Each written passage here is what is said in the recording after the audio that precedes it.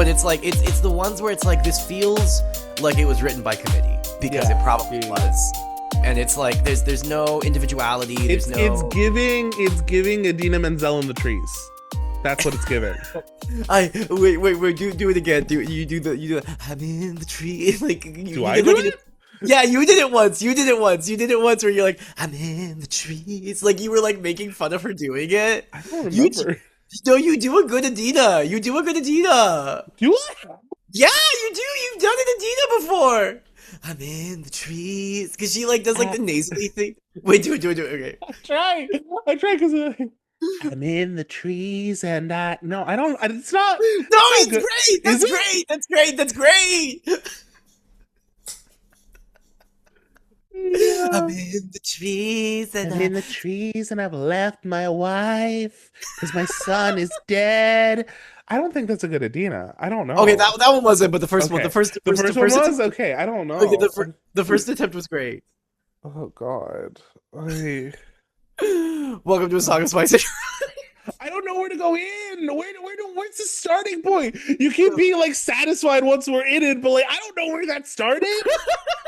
The last episode, I had to like go back like minutes. I'm like, what the fuck is like a logical jumping in point to be? Oh God, it's we're a yap session. It's just a yap session, baby. Yeah, that's what the people are here for. No, but there has to be a lot. I need to know when the episode starts. Hi, welcome to Song of Spice and Rhani. This is what we do. A Game of Thrones, Song of Ice and Fire podcast for the girls, the gays, the theys, the well-behaved straights, and spicers, odd intros. And I don't know, man. I'm in the trees. I'm in the tree. Like maybe I don't know. I didn't know I do an Idina. I don't remember doing an Idina on here.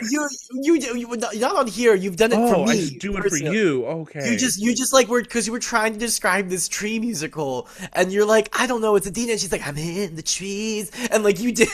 Funny Idina. Oh God, I'm gonna okay. I see, and I'm also now I'm gonna speak vaguely. I need to find out like a place where I can like come into it where we don't talk about the thing that instigated the conversation, so you don't get in trouble at work, as happens maybe once. Well, you just cut in when we talked about Idina. It's fine. Yeah, it's fine. Anyway, and every single week, we're going to talk about 3 chapters of the A Song of Ice and Fire book series, currently on A Storm of Swords, where we break down what happens, theories, lore, and our favorite deaths. Well, anything die for you this week? I don't know. The state of everything is like it's death. Do you fear death? Yeah, it's actually, you know what died? I'm gonna say this. I fucking love the opera, man. Oh, okay. And I went to the opera several times this week. I saw a new opera. It's called it's in Spanish, so I'm gonna mispronounce it. I'll say the English translation. It's The Final Dream of Frida and Diego. And it's about death. It's about death, baby. Sure. It's about Diego dying. Her husband, her weird like on again, off again, weird partner husband. It's great. It's about death. It's about them crossing over. It's the Day of the Dead. It's so good. Yeah. It's so good. Can I kind of ruin, because I know you really liked it, and I'm really happy for you. Is it because the Diego was awful? No. I mean, yeah, he was awful, but no, that's not it. I saw a clip of it actually. I think because like the algorithm listens, and so it like sent me a clip after you were telling me that like, I really liked it, blah blah blah, and I was watching the clip, and as I'm watching it, the only thought I had was it's giving Frida and Coco, like. It is. Yeah. It was like a scene, and there were these like death things on like a tree behind her as she's singing, and so the whole time I could only think of like what she's doing, her like performance art piece, and then there's all like the things crawling on the avocado, and then they're like, and then they're all me, and then they all like turn and it's her face on them. That's what it was giving. It was giving that. And I was like, oh, but Spicer found this beautiful. It was really cool. Did you see the clip where hell opened up? No, I saw the one clip, and I was like, ooh. I gotta send you. That's some cool ass shit. There's a part where like the goddess of death, whatever her name is, Carnita, like she is Carnita? Is it Please carnita? not Carnata? carnita. Please No, not that carnita. yeah, Carnita it is. is fried pork. No, it is. It's I'm mispronouncing it, but it is an actual I need goddess you to from. look this up quickly because I cannot leave on you calling the goddess of death like the same as a taco. Like I can't like I need. carnitas is Okay. what I order from the taco truck, Spicer. Like Oh, okay, okay, okay. God of Death Aztec. This is like an actual. uh-huh. Oh God. So this is the problem with you not being able to say names. It's like gonna get you in like the racist way. Wait just a second. I got the program here. I I got the know, I program. know. It's I one got the. thing when it's like George R. R. Martin's like made up names in But his this is made like up an world, but actual this is like a real deity. thing that you just called fried pork. You It's called because her fried pork. The goddess of death is fried pork. no, no, don't cancel me. I'm flipping so fast. Yeah. Oh my god. Oh my god. They're gonna get me. Running away from the allegations. You're literally running as fast as you can. Wait, no, this is from fucking La Traviata. God damn God it. damn it. This is the problem with you supporting that organization. This is the problem with you watching this many operas at that organization. That organization that has a checkered past. Shut up, shut up. Okay, so it is spelled. Oh, Katerina. Carnita? Carnita? I look. Carnita! Carnita! It's Katerina. Dos Carnitas was Salsa Verde, and you said that's the goddess of death. And that's the goddess of death, and that's death, and that's on period. No, it's okay. Yeah, no, okay. But anyways, there's a scene. There's a really cool scene that like I know it's all the Rhani things because it's maximalism, baby. And she's like, I'm summoning the ghost of Frida to Uh-huh. come back from the dead. And Uh-huh. there's a reveal, Ronnie. You love a Uh-huh. reveal. She Uh-huh. has a reveal because she's like, ooh, at first she's like, I'm a beggar woman, I'm a flower Uh-huh. beggar woman, ooh, but then, ooh, surprise, I'm actually the goddess of death, and Uh-huh. she looks like the folk art that like Frida would do. It's Uh-huh. great, and she's like, I summon the bowels of hell, whatever, like stomps her little umbrella, and the stage fucking opens up. It Uh-huh. opens up, and then all the little dancers who are like the little demons, they're like Uh-huh. coming out and they're like Uh-huh. writhing and shit, and there's a big chorus, they're like ah, have mercy, ah, it's so cool. Anyways, death, that was what died for me this week. Anyways, I have a also every question. It's been about 60 seconds. Don't look down. What's her name? Katarina. Thank you. I'm proud of you. I probably am still mispronouncing it. I'm probably there's probably Katarina is fine. Katarina, like, is fine. It's fine. That's I this is a Song of Spice and Ronnie where every single week Spicer mispronounces every name ever, every name ever. I don't mean to. I don't mean to. what you I used don't to mean. call me. What did you used to call me back, like before you know who I was? Were you calling me slurs? Were you I like what were no you no. Well, doing? I think you were fine because I never saw your name written down until we were Mm, friends. So oh, so I heard Ronnie and I'm like, oh, Ronnie. But uh-huh. I probably assumed it was spelled, like the white person way. Um. Sure. Thought my parents were Reagan fans or something. Anyways, with the death, we died, and tell me about the dragons, Ronnie. Tell me about the dragons. The dragons are busy this week overthrowing systems of oppression. And so instead, it's the boys. The boys are back in town. Boys are back in town, It's a sausage fest. Boy, boy, boy. We got and they all John. We and got they've all got Jamie. feelings. They all got feelings. They do. Truly, they all are very emotional. But yeah, John, Jamie, Tyrion, all just, unlucky in love. Well, not all of them yet, but we'll get there.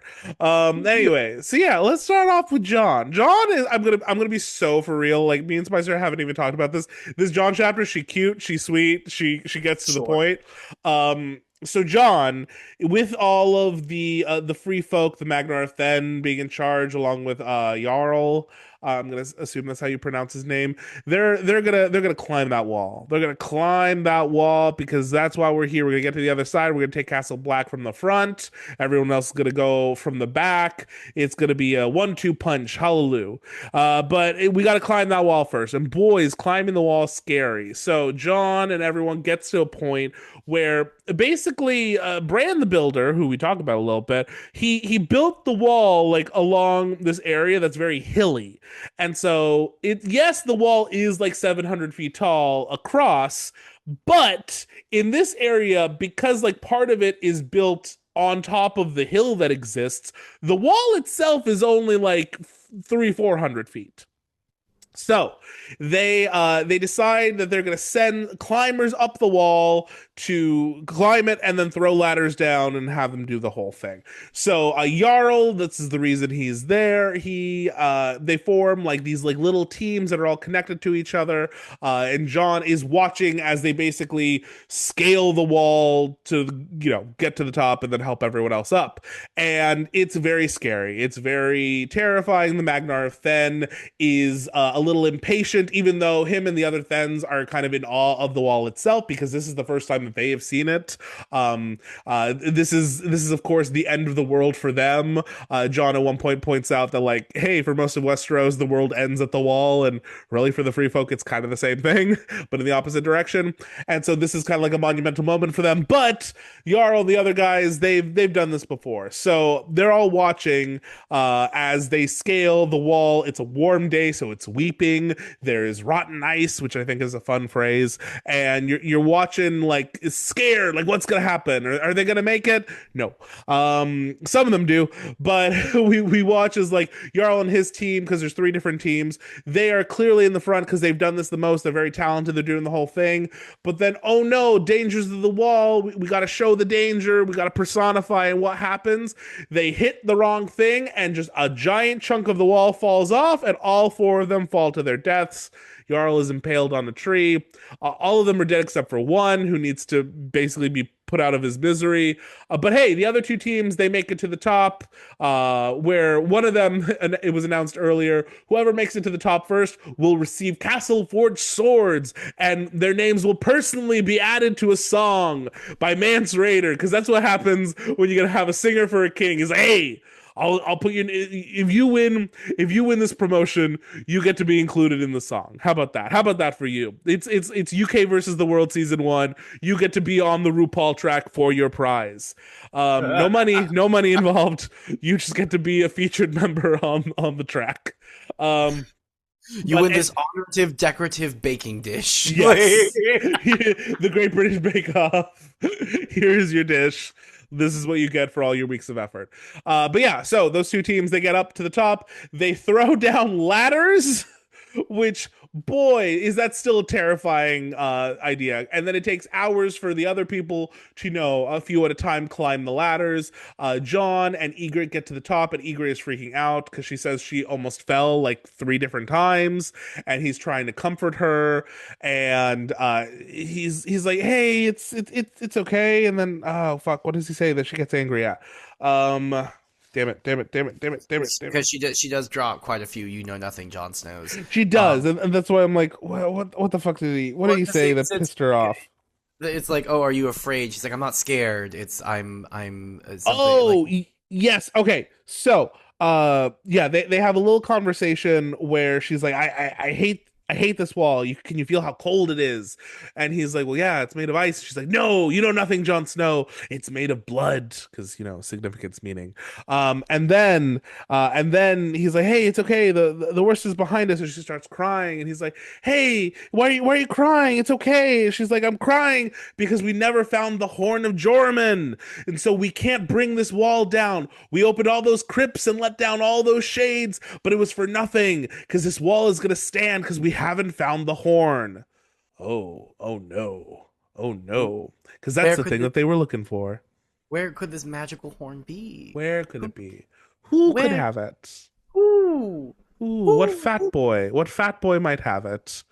Who knows?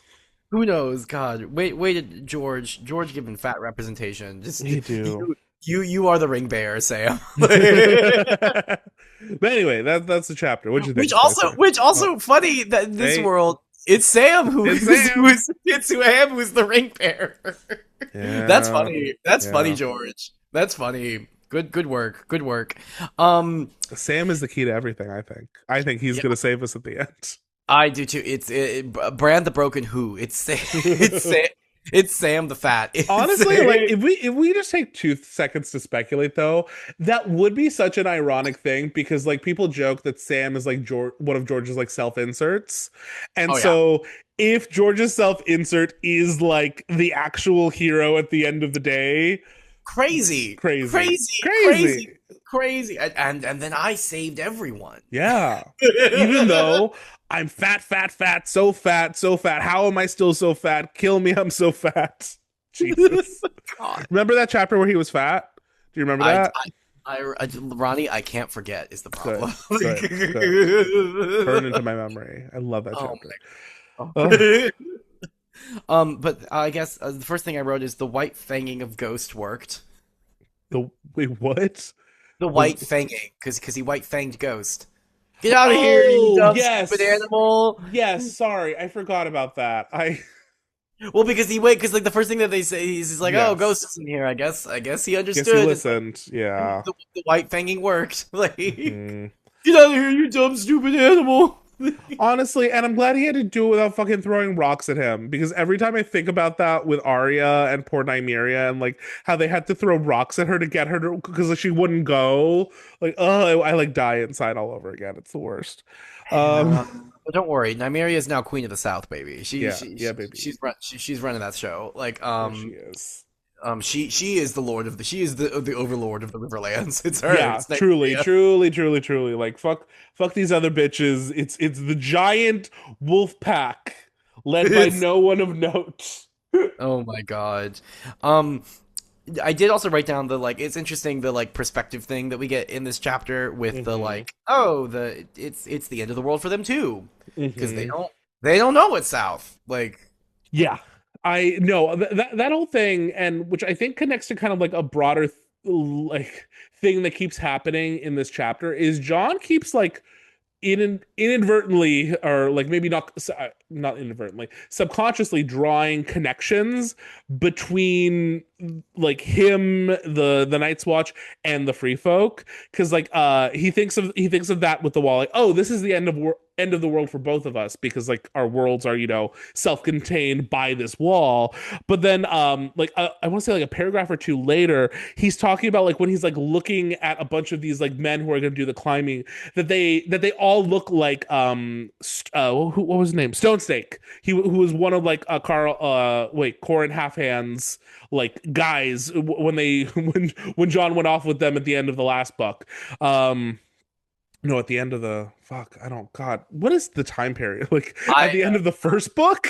I don't know it it was was the middle it of the was the second book last yeah it it was was the the middle second of the second yeah it yeah was in the second yeah but yeah no this idea that like John keeps seeing that like oh our two groups really not that different really just like human beings trying to live why are we separated again why are we disconnected what's going on here yo yeah it's I almost like will this is say arbitrary but go on yeah sorry I mean I will say I will be sort of interested to see how George unpacks this in the final book because like if we sort of use our analogy of this is the southern border wall right like hmm this is the ice of it all hmm it does kind of get muddy with this analogy this allegory which like I understand it's not a one-for-one situation yeah yeah where it's like but it is it I do there is like a little muddiness to it of where it's like there are ice zombies right and there is like a sort of magical purpose to this wall as well of hmm like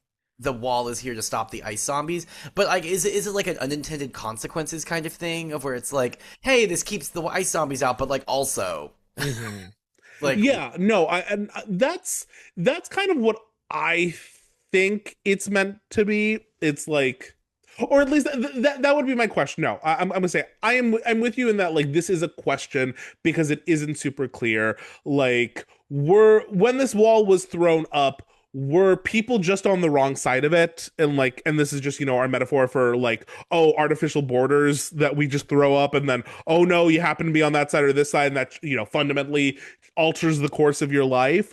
Or is there like, or is there just like more, or is there something more malevolent to it? Because like obviously like, the free folk hate the wall just as a concept, but is that because like it was in some part like intended for them, or is it simply because like they were just the unlucky ones, and so it's the symbol of, you know, their repression?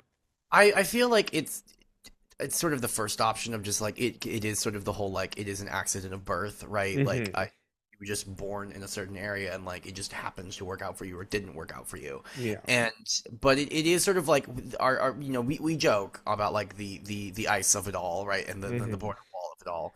But like the metaphor does become a bit muddy, and so I was just thinking about that of where it's like, but there is like in this universe like a purpose for it, Hmm. of like we're keeping the ice zombies out, but it's like, you know what I mean? Like it's like I just Well, no, I understand what you're saying. I do. Does the thing get muddy? Yes, but I do think it's a reflection of like the situation itself being muddy, not just the metaphor. And I think it's intentionally supposed to be muddy because, like, if you think of this like in a real world context, like, sure, borders allow you to whatever have like some security. If there's like some kind of like illness or something, and you're trying to like, you know, quarantine or something, like having your border, there's a way of shutting things down. But like, do you forsake the people who are unlucky on the other side, or do you help them and let them in when war, disease, whatever is coming for them? I do think sure it still works as like a commentary on like what we do with borders. sure, Um, and because it's like it's also like George clearly, I mean, like George wasn't thinking about, sure. ice. Because Yeah. ice didn't exist. Yeah. Like, lest we forget. Yes. This is a fairly recent thing. Yeah, I don't At think least, ice would be created until like 4 or 5 years after the publication of this book, and yeah, this that's what, book was published in 2000. So the point is, this book is not that old, and ice is even newer. So just yeah, exactly. Think about that. yeah, Yeah, fuck ice. uh-huh. But yeah, yeah, always and forever. No, it's like I worry about, or not I worry about, just like I was just thinking about that this week because we sort of been using that as our reading, right? It's not, we're not Hmm. saying that that is literally what this is representative of. As we've talked about before, you can have readings of things where it's not Yeah. like I'm saying thing is thing, but like. I was sort of thinking about this week. I'm like, well, it does become muddy with like there is a purpose, but I sort of I see what you're saying. Of it's like, yeah, like, well, borders do have purposes, right? Like, Yeah. and there are reasons for having borders, but the problem is then you have all these unintended consequences, and it's kind of, which like we'll sort of get into it later. Of I was thinking about this with the with Tyrion's chapter and the unfortunate souls who sort of are building the tenement housing again, and Hmm. Tyrion's like real pissy about it, and it's like, well, like where are they going to go? Yeah. Like, and unfortunately, like this is one of those things of it's just like, you know, even in our like wettest socialist dream. Right, where Zoran is president of the world, and we and all of our, there's still shit that's going to happen. You know what I mean? Like, Yeah. and so it's like, but that's the part of unintended consequences and unforeseen Hmm. consequences is they are unforeseen, right? Like you don't think about them, and Yeah. we're back now. Hmm. The smoothest transition that has ever happened that was not an internet issue. But yeah, no, I sort of think about. We'll discuss it more in the Tyrion chapter. Of it's just like the sort of unintended consequences that happen on folks, and in some ways, like, there is no solving it, but that also is not an excuse to not deal with it, right? Yeah. like I think some people try to always be like, oh well, it's the GOP of it all. Like, well, you how can we know about this? Like, how can we know? There's no way. It's like, okay, but like the problem's here. Like, there are Yeah. people on the other side of this magical ice wall that are being eaten by the ice zombies and Hmm. the shays, and we need to help them as opposed Yeah. to thinking that they are the enemy, right? Like, and so it's, maybe Well, there are people on the other side of an artificial border that's in the south of our country, in which, they, yeah, like, drug cartels are terrible and bad and awful, and they also are dealing with the consequences of those too, and maybe we should do something. Maybe we should do something about it instead of just blowing boats up. yeah. What if we work together? Well, and just to like also like tag on a little bit. This is another reason though why I do question if there was any other ulterior motive, because my question would be like, okay, you throw up the wall, you do the whole thing. Oh no, some people are caught on the other side of it. When you realize that, like, oh, whoops, sorry. Well, please come, like, which do you want to come through, do you want to like what do you want to do, or like, or is it just like the case of like the people who were caught on the other side didn't want to come through, and then stay put, generations past, things evolve, cultures forget, whatever, and then now we're just like always fighting because we are on different sides of the artificial thing. Like, is that what's going on? Or Yeah. I yeah it's the idea of them being like trapped, I think only like occurs if like the others, the White Walkers, are active, but it seems like they weren't for a while, at least mostly. So like what was going on like when this initially happened? Did people notice? Did they care? What happened? We're like, okay, well, I'm not moving, like, so I don't want to live down there, like, so I don't know. It's just it brings on interesting questions. Well, it's Um, also, I mean, like, I'm sure it also kind of has a little bit to do with like racism, sure. like, and of Well, but that's the thing. Like at that point, at they're that all the point, same. when the wall goes up, it's all first men. So culturally, they're all the same, and that's why like a lot of the free folk are like interesting and weird, because they are essentially like preserved first men, like culturally, in a way that even like the northerners aren't, because they have, whether they've realized it or not, become a lot more Andal in a lot of ways. They've been colonized, like, Yeah, which they say they haven't, because like the North was able to like withstand like that invasion, and like the Andals kind of like stop at the neck, but there is still the influence. Like the language obviously turned over because they're speaking like the Andal language even in the North, and so like there is, whether they realize it or not, like stuff has shifted, and you can tell because when you compare yourself to like this actual like preserved culture.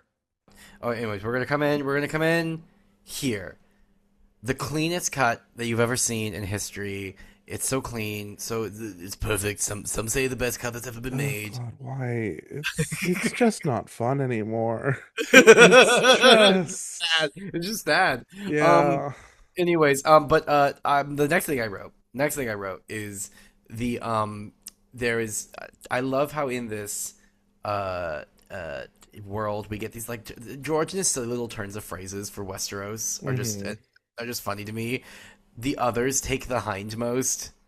That is funny. That's It's very funny. funny. It's Yeah. funny. It's stupid, but I love It- it. I love a stupid little thing like that. And then God, Jon, shut up. His whole like internal monologue, where do I stand? What's going on? It's like, dude, you're in the middle of some espionage right now. At this point, yeah. like, Well, but like okay, it's annoying, and it is a case of like Jon Snow, if nothing else, has big feelings. That is a boy with feelings, and they're present, and he's constantly aware of them. But like that is the conflict here, and like this is the issue, is like this entire book so far, it's just his worldview being challenged over and over again. Like sure. everything he has accepted is just like, oh, obvious fact, is like, but what if not? What if people are people and not monster? Like, uh, so he's unlearning racism while like in the most like aggressive form possible. Like, let me drop you in the middle of the group that you think is evil, and in a way where you're not allowed to like do anything bad. You have to like blend in, and so you're forced to like just chill with them, and then realize like, oh, they're just chill. Weird. Yeah, Fucking no, yeah, weird. yeah. John is we have dropped a Karen Yeah. into a migrant family moving across the Yes. Mexican desert, and it's like walk literally that's what's going on. We have dropped a boy from a white family in suburbia, and it's like, hey, you're running with this family across the desert. Good luck getting across the Rio Grande. Yeah. And it's like he expected it to be like when like people are like dropped in to go undercover with like neo-Nazis. Like he was expecting like, okay, I'm gonna have to just like be in the midst of all these like clearly evil people. And it's just like, oh hey, we're just trying to survive, like the kids are running around and like, yeah, no, like maybe we got some traditions that are a little different, but like ultimately we're just human beings who like don't want to die in the same way that you are fighting to not die. Weird that. Like it. Weird. John unlearning his racism. John Yes. unlearning his racism. Yeah, crazy, crazy, crazy. What a world. Mhm. Uh, remember when I when I mispronounced a character that's supposed to be the Aztec goddess of Why death?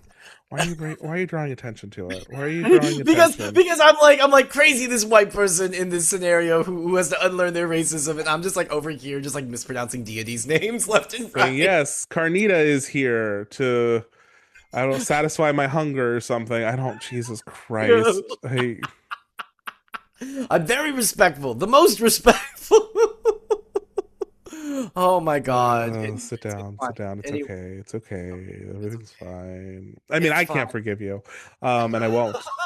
But Oh my God, it's fine. It's fine. Everything is fine. Everything is fine. Everyone's unlearning their racism and it's great. yes. Um anyways, but then but yeah, so his internal monologue is absolutely too much. I do love the line of the wall defends itself.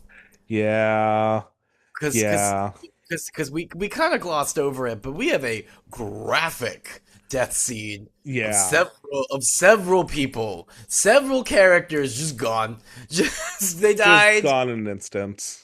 It gone, and it really like the wall is very interesting, like both like, as a metaphor, but also just like physically like in the world as a thing, because there is this like weird supernatural element to it on top of just like the logical like logistical things of like, yes, when it's warm it's gonna weep, so it's gonna be slippery and you're trying to climb ice, that's scary, blah blah blah, and there's rotten ice where the air gets in and so it's like it's crumbly and shit. And so yes, but then also like this is a weird magical thing that was like built seemingly with weird magical shit, like, you know what I mean? So like what is happening here? Like is it defending itself? Is it like what's going on? I like it just like it begs many fun questions. yeah, um and yeah, and I do love that, like along with that line, I think right before it we get John thinking about something that like Ned told him, which is that no wall can keep you safe. It's only as safe as the men who defend it. And yeah. so like walls are a tool, but they're ultimately like ineffective if the people who are defending it are not up to snuff. And like, how is that for a big metaphor on like this wall and its effectiveness with like the shit it's actually intended to keep out? Like, yeah, if you were all maybe like distracted, fighting amongst yourselves because you're too scared of the human beings, you're not going to properly man this wall to defend it when like the actual threat comes through. Eek, eek, eek, Yeah. eek. Yeah. Which related to this, I man, John, he is eating that propaganda up, baby. Yeah. He believes so strongly in this cause. Man, he drank that Kool-Aid. He's a Knights rah rah rah rah. Yeah. Like I am the shield against the night. Like blah blah blah blah blah. Like I God damn it. God damn it. It is just like this way that this kid has just fooled. What's crazy is he's 16. Yeah. Well, He and then also like you think about like the way and the reason that he got here is like he feels like he does not have another place in the world. So he really like he jumped in with both feet. Like he got there and things weren't, and this is maybe like the problem with like the way in which he got there, because he got there and immediately was like dissatisfied with what this thing is when he realized that like, oh, all these people, like a lot of them kind of suck, they're like the worst of society being sent here. But then he was like convinced of its worth, like after he got there by the people as he bonded with them. And now it's like double down. It's like not only is this like a kid clinging on to some kind of identity and purpose in life when he feels that he's like not had that before, but now he's really like found, not only been told, but he's found a reason to believe this stuff. And so it's just like double trouble. And yeah, no, it's of course he's gonna struggle to now balance all these conflicting thoughts and concepts in his head. Yeah. Yeah. No. Sorry. I don't have anything to say, better to say. Yeah. No. You're Okay. right. You're right. You're great. Cool. Thank you. You- You're great. My Perfect. thoughts are the best thoughts. No other You're the best. thoughts necessary. Just repeat what Ronnie says. I've learned. Yeah. You like semi-sweet chocolate chips, Spicer? I've always loved semi-sweet chocolate Yeah. chips. What are you talking about? And Next to Normal is the greatest musical ever written. I don't posit that. It's in my top four. It's in my top four. I Okay, like. I okay. like. Uh, I for someone who is tangent time. For someone who is like a theater person of the same age and time and stuff, to ignore certain pieces of media like a theater just completely is Great. really it's crazy. It's crazy. It's giving I'm not like the other girls. I'm different. Well, I mean, that is what's going on. I am not like the other girls. No, but you are. That's the irony of that whole thing is when people say that they are like the other girls, but they're trying. You're I know, trying. I know. I was being funny. I was being ha. No, we gotta get real, Spicer. Let's unpack that. Let's unpack that. I don't have time for therapy. But then final note I wrote, the Horn of Mhm. Winter. Ah. Yeah. No, okay. Sorry. That is my final note, but before that I do want to say sorry. My second to last note, which is the other one I had. I love the line when they're talking about when he's like, "Yeah, it's cold. It's made of ice," to Ygritte. She's like, "No, it's made of blood. Like you don't get it. Like this thing hurts us." And he's still not fully getting it, and I do think that that's just kind of funny because he is still mid transition. So I like that line of the walls made of blood. But yeah, Horn of Winter, we finally get confirmation of what the thing that they were looking for was. Like we all got it. Like we got it. Like we assumed because like hey, George keeps just leaving these breadcrumbs for you. uh but yeah, they've been looking for the Horn of Jormungand because they in fact don't have a way to bring the wall down. And so this plan of theirs on like how they're gonna get through Castle Black, like it's not great. So they really wanted that like ace in the hole, Deus Ex Machina like tool to use, and oh no, they didn't find it. Sad. Rats. Rats. Also, I do love the way that she says it, like because because in their searching they were disturbing like all these graves, and so like oh like all the shades we let out into the worlds like in on this mission and we failed. Like ooh yeah that is bad. That's bad juju right there. Like no we don't. Yeek, yeek, yeek. Yikes. But yeah, Anyways, yeah, that's all I got. same. So we'll take a break and we will be right back.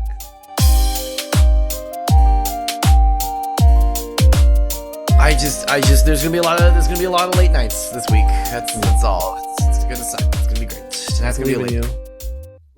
you. You're a real boy. You're a real boy. You're better than the other boys. All the other boys, they ain't got nothing on you. They ain't got nothing on you. My God, I love this character that you have. It's just like it's like the coach of like every boxing movie. Like, Yeah. It's Mickey from Rocky. Then they tell you all the time they're never gonna do. He's a killer. He's a killer, Rocky. He'll kill you. You love a God. box? And then he dies. Oh, that's right. Oh, crazy. Yeah, he dies in Crazy. number 3. Well, he does number 3. Yeah. I've never seen Rocky 1. I've never seen Rocky 1. Oh, Rocky 1. Yeah, I think that's the one I've seen the least. Oh, really? Yeah. Well, because my family, their favorite Rocky movies are Rocky 3 and Rocky 4. So those are the ones we would watch like on a loop. Meanwhile, like 1 and 2 are the ones that are like actually like acclaimed and shit. Like Yeah. 1 is the one that got nominated for all the Oscars. I think 2 also did pretty well, like in that like critical sphere. And then 3 and 4 are like known as like this is like the big. It's now become like a big spectacle, kind of like cash grabby type thing. Yeah. But those are the ones that they love. So I watched it like over and over again, and so like yeah, no, that's the one with 3 is the one with Mr. T where he's the bad guy, uh, I and the forgot. Thought he's in the franchise. yeah, yeah, no, he's Clubber Lang. He's a pitiful, like that's he's doing the whole thing. And yeah, no, like Mickey has a heart attack after Rocky fights him because Rocky fights him and he loses. Oh God! And then Mickey dies, and it's like Rocky's it's all my fault. What do I do? Oh, Adrian. But then, hey, he's like, oh, what do I do? I need a coach. I need a coach. My coach is dead. He's like, oh, what if I get coached by who? Apollo Creed, the guy I beat in the first 2 movies. Well, I lost. He lost in the first one, but he the crowd thought he won. But like he's like, oh, and then oh my God, his like old enemy, the villain of the previous films, is like, now I'm your coach and I'm gonna train you because you gotta get that guy, you gotta get him. And so he trains him up, and then he wins. Yay, they work together. Isn't this nice? Isn't this nice? But then Russia, the Cold War, and now we're in Rocky Four. Now we're in Rocky Four, and the Cold War is happening. It's happening. And so now we have a new boxer, and he's Russian and he's big, and his name is Ivan Drago. Ivan Drago. Is that not the most Russian 80s villain ridiculous name you've ever heard? And then he's like oh Apollo's like, hey, I'm gonna do like an event where they like pay me a bunch of money. It's gonna be like a international like US versus Russia, ooh, or USSR, sorry. And Rocky's like, don't do it. He's crazy. He's crazy. He's killed people. Like I just don't do it. Don't do it. It's a bad idea. And Paul's like, I'll be fine. I'll be fine. I'll be fine. And then he goes and he does this like exhibition match, and then Ivan Drago is like just hammering him, and then he hits him, and then he like goes down, and Rocky's there, and he goes in, he's like, oh no, and Apollo's dead. He's dead, Spicer. He's dead. The Russian kills the villain from the first 2 movies, turned friend and coach in the 3rd movie. In the 4th movie, dead. And then Rocky's like, no, how dare you kill my friend? Ah, and he's like holding his dead body and crying, and everyone's filming it. And then he's like, I'm gonna kill you. We're gonna fight now. And they're like, why are you doing that? He just killed a guy. Like, y'all should like do something legally about this. He's like, no, I'm gonna fight him in the boxing ring. And then he trains hard, and he goes to the mountains. He goes to the mountains in Siberia. Because he's gotta get in the cold place because he's gotta train because he's gonna go do the fight in Russia. He's gonna do it in the motherland. And yeah. No, it's a thing. And so he's like, oh, and so he's doing the Rocky montage, but it's like on a mountain.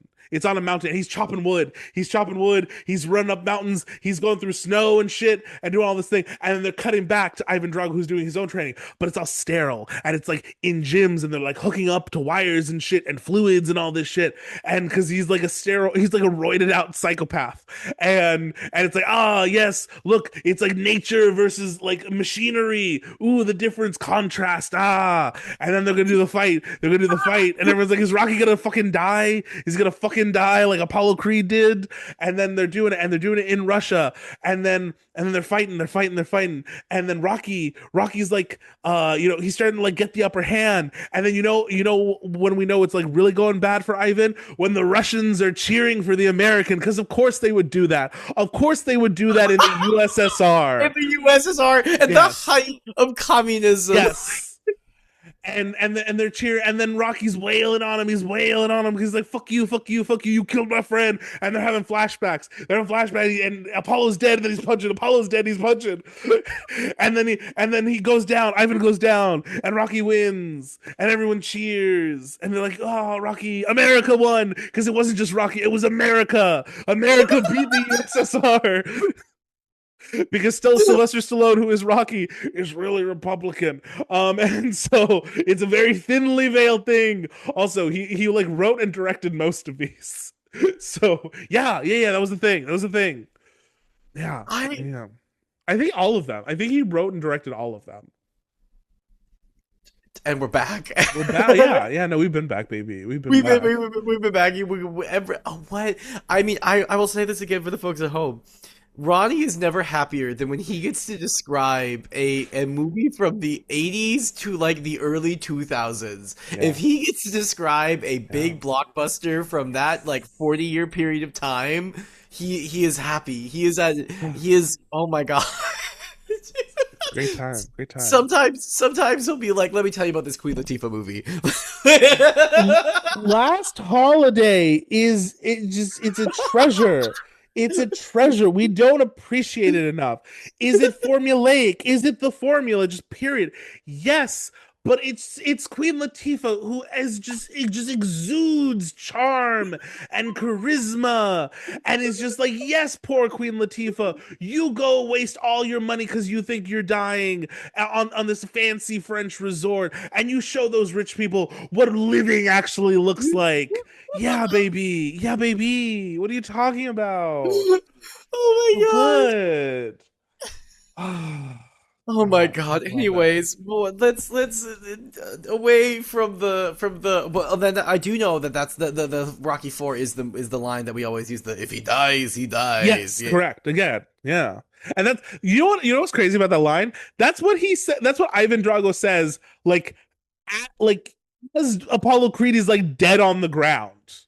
He's like he's they're in the same room.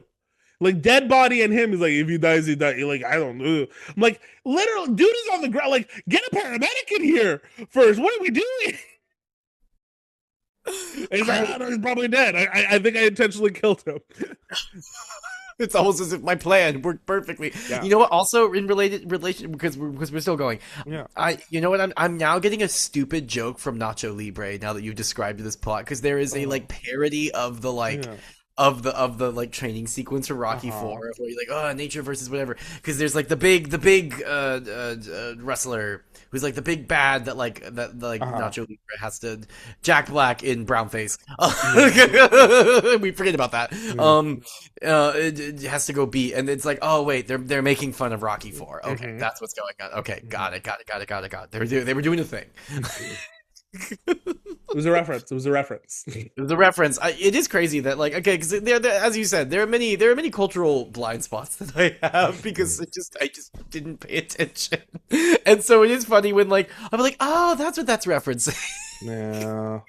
And I have so many because I watched so much film and television as a child. Yeah, God, there could Uh, be a whole other podcast. Anyways, we need to talk about the dragons. I Except there's no know. dragons. There's My no dragons this God. week. There's just We war have crimes, trauma. trauma, Um, and war yeah. crimes. So Jaime IV, Jamie's not having a good time. He is not having a good time. He don't have a hand no more. And he has had the dismembered hand tied to his neck.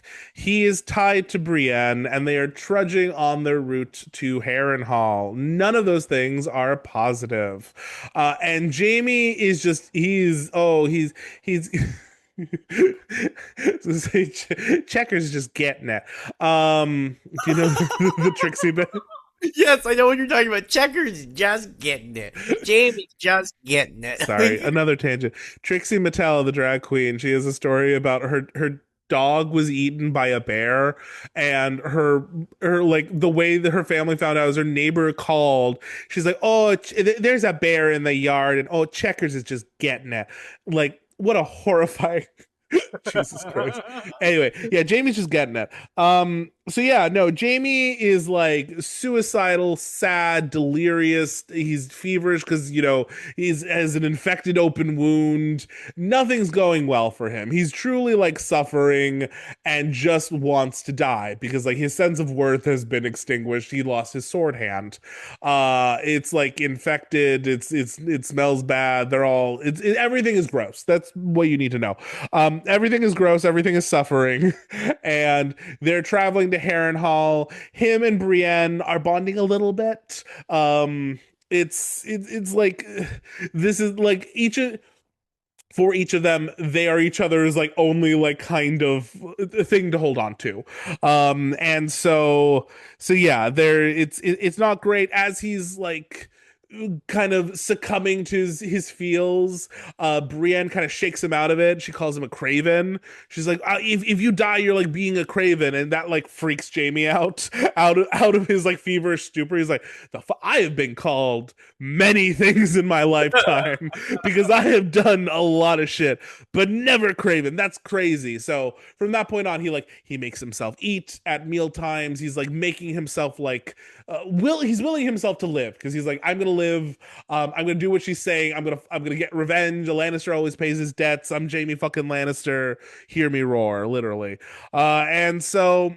And then en route, as well as this is kind of happening, there is another threat of sexual assault against Brienne, and Jaime tries to coach her on like, hey, when trauma happens to you, just pretend you don't exist anymore and go away in your head. That's what I always did. And Brienne's like, whew, that's maybe should unpack that. But no, I'm not doing that. Fuck that shit. I'm gonna like if they try to do anything to me, I'm gonna fuck them up. He's like, that's gonna make it worse. And so as it's about to happen to basically save her, Jaime, who they're currently threatening both of them, like, hey, if you scream, if you do anything, we're gonna hurt you, because they're not supposed to be assaulting her because she's worth money. They now think, and so like Jaime screams the word sapphires, be like, hey, she's worth sapphires, and that brings the upper guys, Varga Hote, running in their direction. Meanwhile, Jaime gets hit until he passes out for his troubles, but he has saved Brienne. Brienne's like, "Why did you do that?" Afterwards, and he's like, "Yeah, I'm just like paying you back for you helping me escape and all this shit. Like, we're not like." I'm not a good guy. I'm just a Lannister always pays his debts. I'm not growing. I'm not growing and changing. How dare you? How dare you even imply? Um, but eventually they do get to Harrenhal, where they are met by a bunch of Freys. Brienne is initially excited because like, hey, Boltons and Freys, these are Stark people. We're saved. It's gonna all be fine. No, it's not fine. Because they're like, oh, hey, what the fuck do we care if Catelyn asked you to do something? Robb sucks. Catelyn sucks. Everyone sucks. That's what the Freys are saying. And Brienne's like, wait, what? Oh no. But then Lord Bolton shows up and is doing his creepy vampire thing, and is like, okay, yeah, Brienne, sure, we'll take good care of you. You go off this direction. And then Jaime, oh, you lost a hand. That sucks. Oh no, that's not good.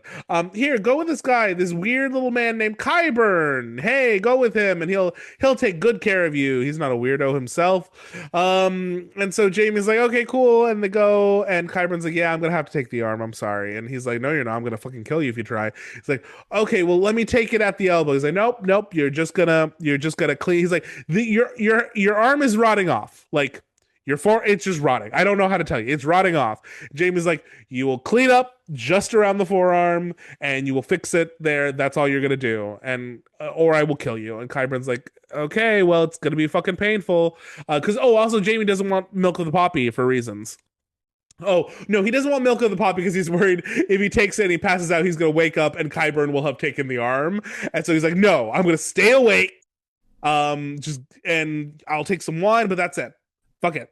And so Jaime basically just screams and drinks wine as portions of rotting flesh are cut off of him, and they sew and they do. It's a lot. This is a very graphic chapter. And then, goddamn, sorry.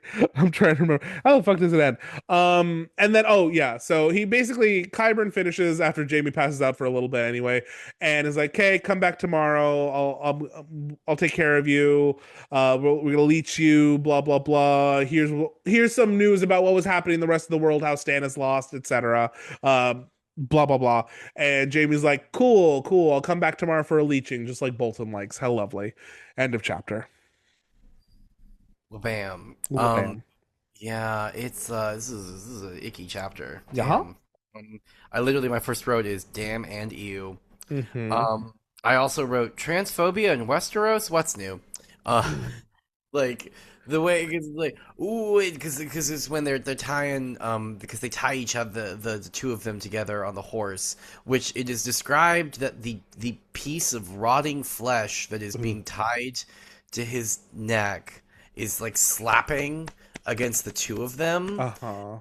And because at one point they were tied like back to back, but then they tied them front to front, and they're like, "Ha, the lover, ooh, a knight and his lady should never be parted, but which is which?" Because Jamie's a pretty boy, and Brienne is masculine, and we're transphobic, and we have weird concepts of gender. God above. I hate it when people are like dicks and then they're unimaginative. Like last night I was at the opera. I texted you about this. Yeah. Last night I was at the opera and I had like a dinner jacket on and like a hat. And there was a group of drunk straight bros. Just they were drunk. They looked like they were coming from frat whatever. They literally had like a like bag of like vodka of half drunken vodka bottles with them, and they're just pouring on the train into cups, which is illegal. That is a crime. But they were all white, so nothing happened. And and literally like I walk on the train, not even looking at them. Don't pay them any mind. I sit there. I'm like looking at my phone, and one of them was, "Hey, hey, hey," and I'm like, "What?" And they go, "Are you a magician?" And I just like looked at them and go, "No." Like, like you are the biggest dumbest idiot ever. And I'm like, look, I've been called many things in my life. People make fun of my looks all the time, all the fucking time. Have some imagination, my guy. Like, I almost said that, are you a dumb basic bitch? Like, come on. Like, you could do better than that. You can do better than that. Like, the insult, like, if we're gonna be insulting, if we're gonna be cruel, if we're gonna be, at least be imaginative in the way that you do it. So they're like, a knight and his lady, but which is which? Is like, we get it. Jamie is pretty. And Brienne is and big. Brienne is big. Yeah. Like, Like, what, I just, what, dude, at least be imaginative. At least be imaginative. But that is asking a lot of the brave companions. yeah. Anyways, but yeah, I also realized finally the planting and payoff that George does earlier in this book with the bloody mummers. Mm. Because the stumps, he warns, I'm gonna cut your hands and your feet off, because remember what he did with Arya. Of like, if you misbehave, I'm gonna cut your hands and your feet off, and you have stumps. And that's my thing. I'm Vargo Hoat. I have a speech disability, and I like cutting people's hands off. Like that's if there's two things I'm gonna do. If there's two things I'm gonna do, That's the entirety of my character, and I'm sticking to it. I'm sticking to it. But I'm like, oh wait, George was kind of planting, and now we have a payoff because it's that's what Vargo Ho do. That's what he do. No, and it's horrifying. It's horrifying. Back when we just heard it with Arya, and now like in practice, it's like, Jesus Christ, why is this? God, this is so much. The first line I actually wrote down, which I found very affecting, is when he says, "Now I know how Tyrion felt all those times they laughed." Yeah. And I'm just like, yeah, dude, like it's like it's hard to be like the butt of the joke, especially like in a situation like this where like you're powerless to like really do anything. And yeah, no, it's interesting to like see Jaime really like experience like the other side of the coin for once. Like the guy who like always laughed at everything and made a joke of everything is now being laughed at, and he's like, wow, this fucking sucks. Yeah, it does. Yes, welcome. Yeah, the other thing I wanted to say that's so fascinating to me is the use of the use of the stars, this like device that keeps being brought up, of where like we have the same star, because in the last chapter we were talking about the stars and all the star formations, and we did it again, but it's different, but they have different names because culture.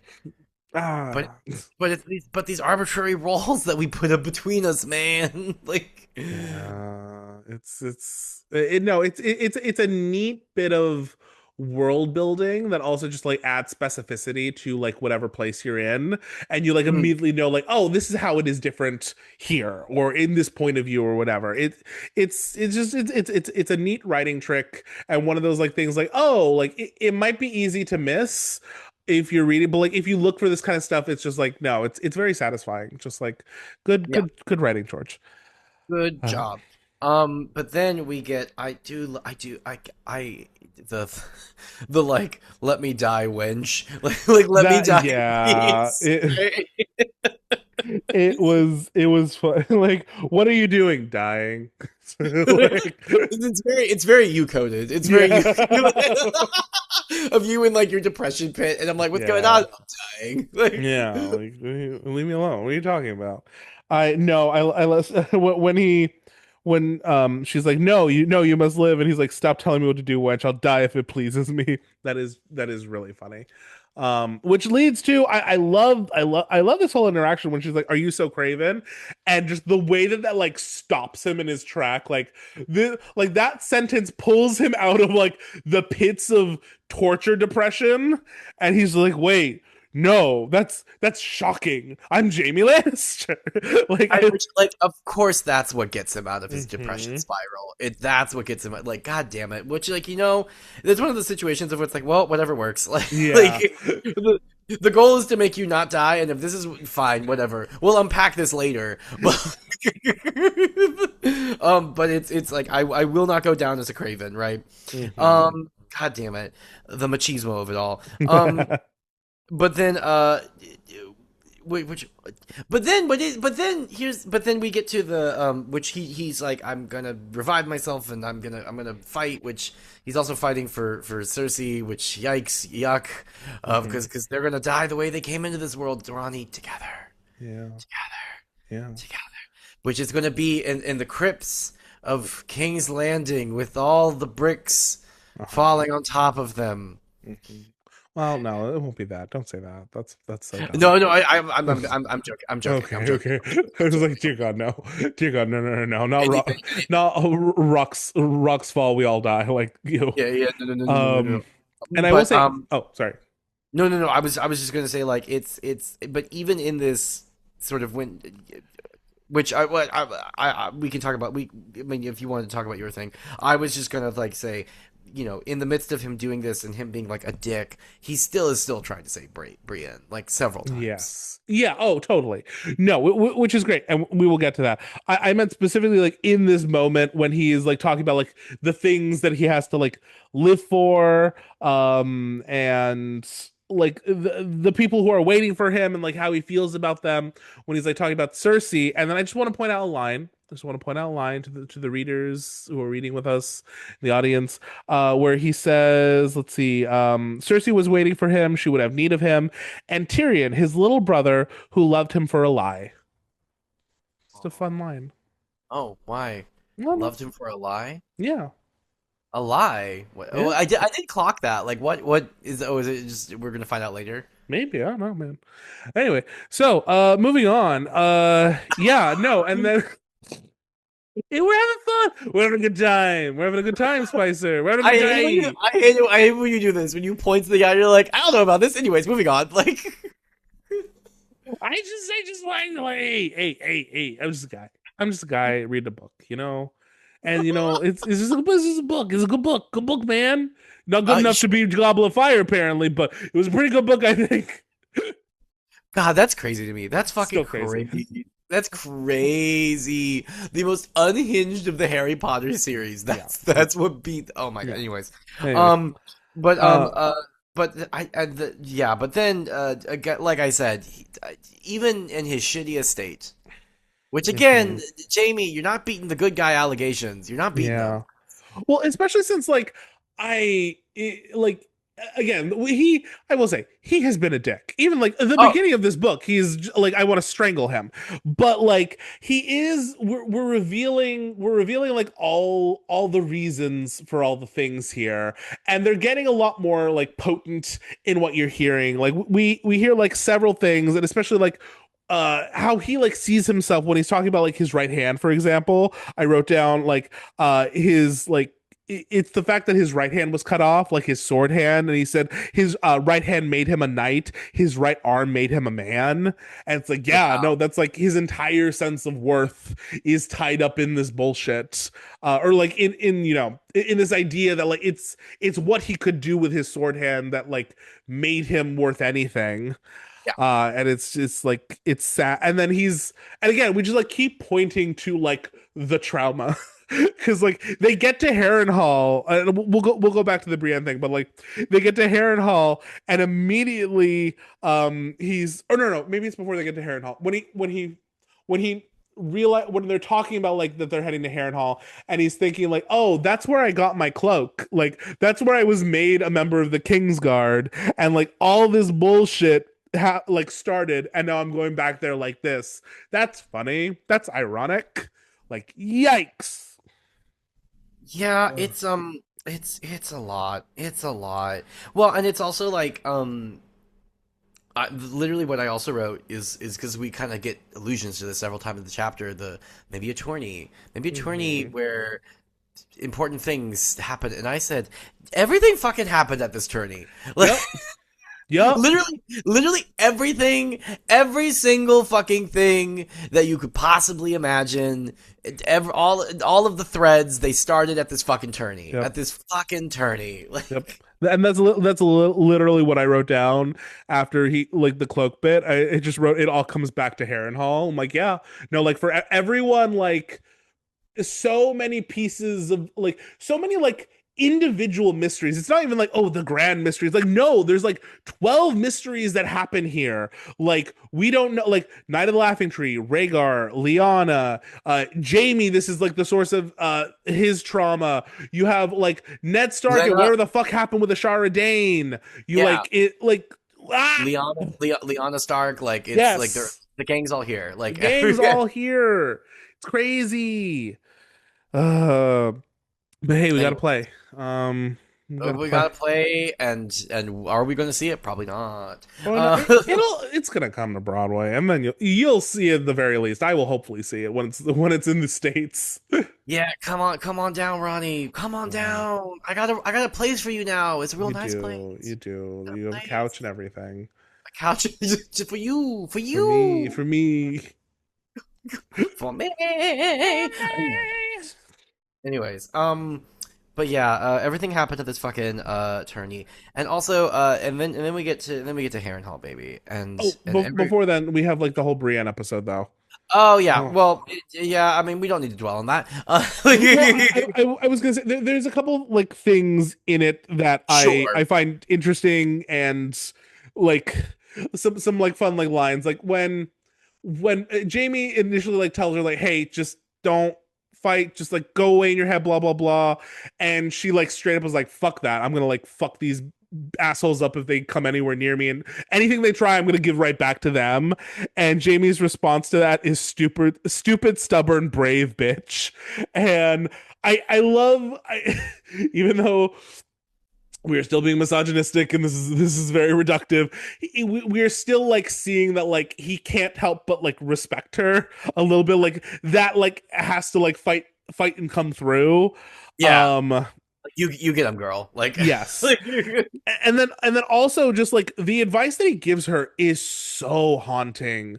yeah, When like the phrasing "go away inside," and he's like that's what he did with the Starks, like when the Starks were being burned alive in front of him and strangled in front of him, and he finds himself like I am a Kingsguard sworn to protect this king, this is what oaths have done to me, and so what am I gonna do as I'm forced to stand here and like watch this? I'm just gonna go away inside.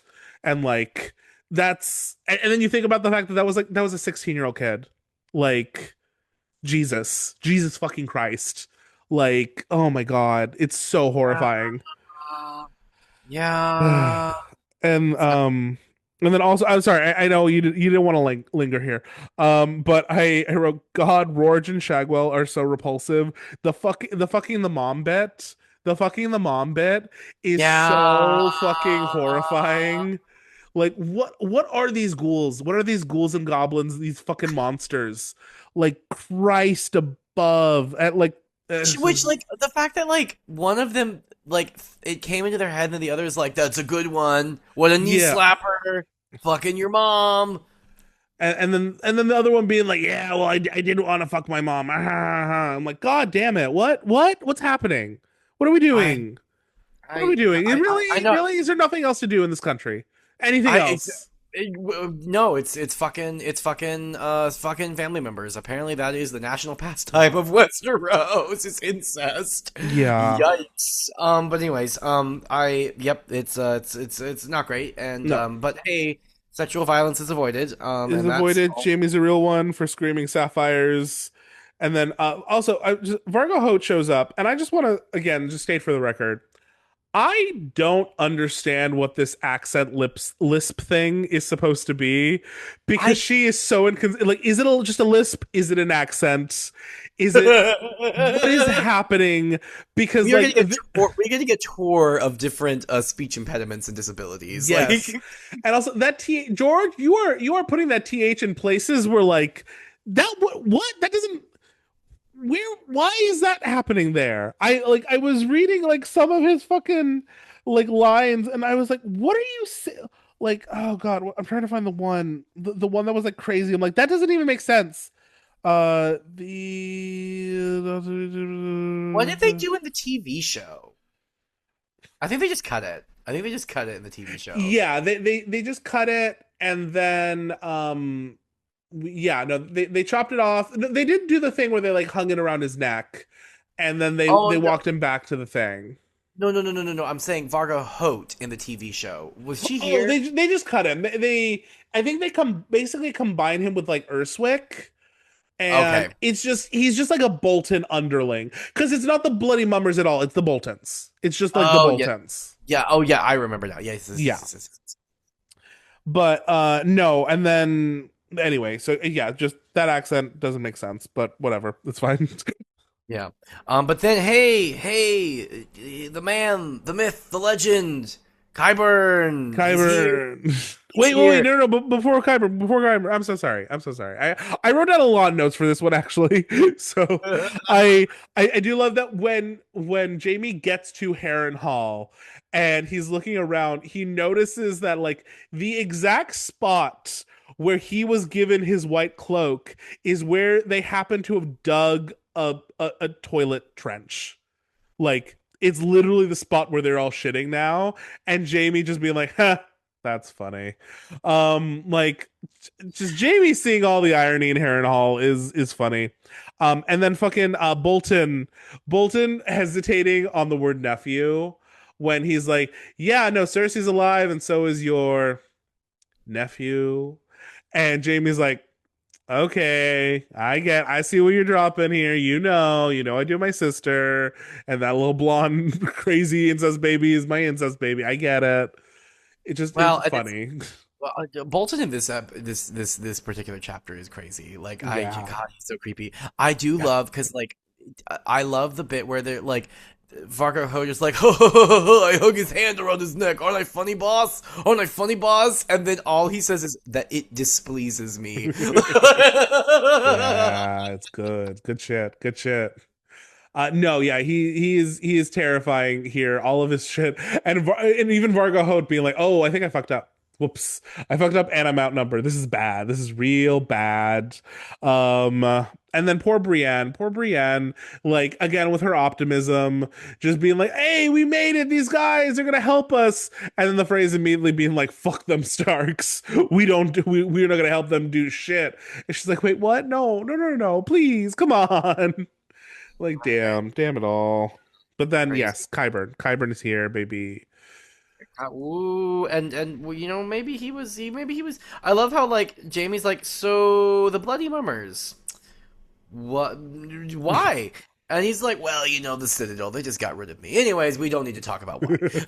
Yeah, this is a horrible misunderstanding. So let's not worry about it. Let's not worry about it. Okay, okay. Anyways, let me perform operations on you now. Yeah.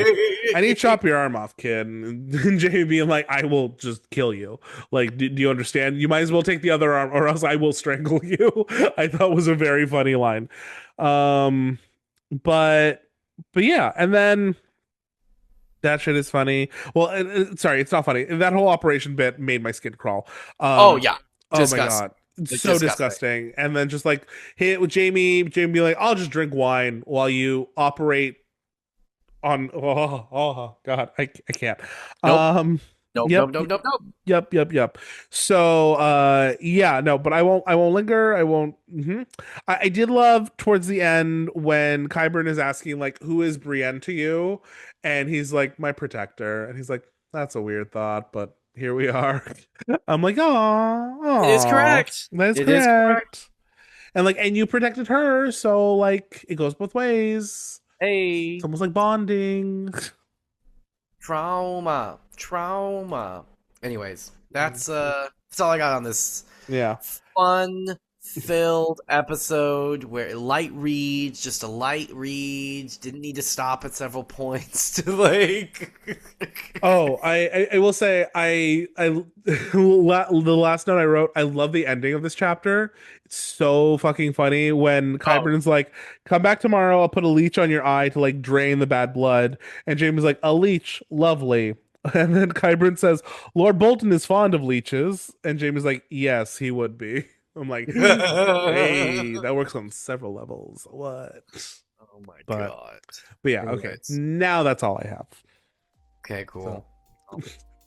Okay, take us to break, Rhani, you dumb asshole. No. That's what you said. That's what you said to me. That's what you said, and then you hit me. You hit And me. then you Spicer, stop it. The hand that reaches across a continent. Yeah. Anyway, okay, fine. We'll go on a break, and we'll be right back. I love her so much. Why cry? Don't cry. It's not. It's nowhere near your walk time. Nowhere near your walk time. Nowhere. Nowhere.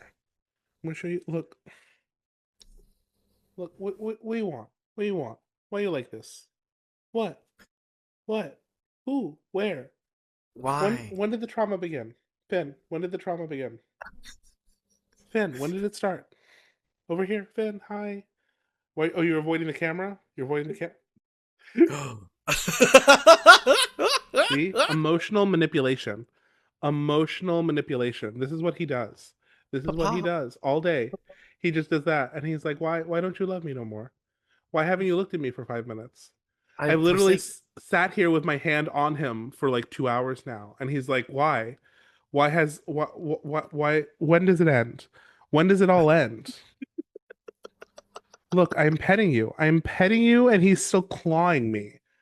Clawing me. Look at this shit. More Papa. Papa. Papa, can you Why hear have I me? forsaken you? Okay, let's turn back. Okay. If I could turn back time.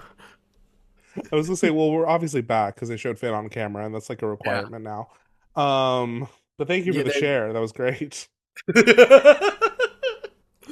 Let's talk about Westeros, bitch. Dracarys, motherfucker. Dracarys, bitch. Share as always pays his debt. Winter's coming, bitch. You know nothing, Jon Snow. You know nothing, Jon Snow. Oh. When you play the Game of Thrones, you either win or you die, bitch. Oh, God. Oh my your God. brother or your lover? I need Sharon to play. Tonight I will be playing all the parts. I will be playing all the parts in Game of Thrones. Oh, I'd love that. I'd love that. That'd be amazing. Oh, God. Oh my God. It's too good. It's too good. It's too good. Oh my God. Oh God. And then she's also the White Walkers, like, oh, I'm a scary ghost, bitch. I'm an ethereal fey creature.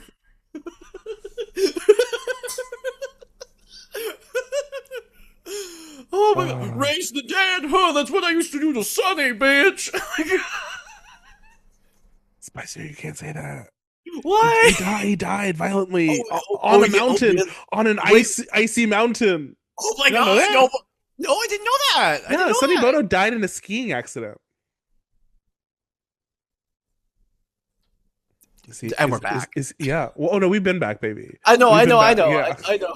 The people heard the share plays all the roles. It's great. It's great. If you could turn back time, I'd take down that wall, or at least make sure people were on the right side of it. Honestly, Westeros would have been a better place if Cher was in charge. Like, Yeah. oh my Mm. gosh, she's Varys and she's Peter. She's fucking Peter Baelish. Like, my birds have been singing to me. That's funny. Oh God. Ugh. Eek. Okay, Sorry, my well, my wires are getting like your wires are crossed. Oh, your wires are crossed, bitch. I don't know why Cher is just commenting on everything she's now. just here. This is just to She's her. just here. She's just here. Anyways, this is Tyrion this week. Yeah. Tyrion, Dear. he's rebuilding from the horrors of war. Yeah, yeah, really though. Yeah, hey, Tyrion's here, and he's like, hey, I'm here, and I got a job, and it sucks. I'm the new master of coin, and I've been told to pay for for rebuilding all the shit I burned down. Literally, because he's touring basically like where all the fish markets and stuff used to be, because King's Landing is supposed to be a big trade town, but he had to burn all that shit down because Stannis was coming. So now they're rebuilding, and he's like, "Fuck, I don't know how to pay for all this shit. This is fucking crazy." Also, I'm sad all the time because my wife, my child wife, she's just not into me, bro. And she's Doesn't it just suck sad all when the doesn't it suck, time. doesn't it suck when your child bride's just not into you? Like, It's oh, just like, oh God, how horrible. Yeah, no, the first world problems, and like not even first world problems, like billionaire problems. Am I right? This is like ooh, kind of shit Epstein would complain about. But anyway, yeah, ooh, got dark. it Anyways, got but dark real quick. Hey, it's fine, it's fine. It's dark. The world's dark. Can't stop laughing. Oh God, it's the anyways, walls are how's closing in. Um, but the walls that Tyrion's rebuilding, but the walls that Tyrion's yes. rebuilding. Yes, they're there, and he's kind of irritated because like, oh yeah, look all these poor people like moving back in and trying to rebuild, and they're doing a bad job of it, and like, oh, we should probably get some like guards over here to like help keep the peace, and then someone throws shit at him. He's like, fuck it, fuck the poors, fuck them, let them all die, and he just walks away, and we're like, okay, cool, that was a good way to handle it. I think you're making your problems everyone's problems. It's fine. Um. But anyway, then he and Braun are like, okay, now we got to go meet a guy with some gold because they have gold and they're gonna pay off a guy. Who is it? Why, it's Simon Silvertongue. That's his name, right? Yeah. Simon Silvertongue. He's that singer that Shay was obsessed with and was having around all the time, and who Tyrion met, and who the guy, acknowledged that he knew who Tyrion was, and it's like this is a bad loose end to have, so I'm gonna go take care of it. And so he goes to Simon. He's like, "Hey, here's the thing. You're great. So I think I want to share you with the world.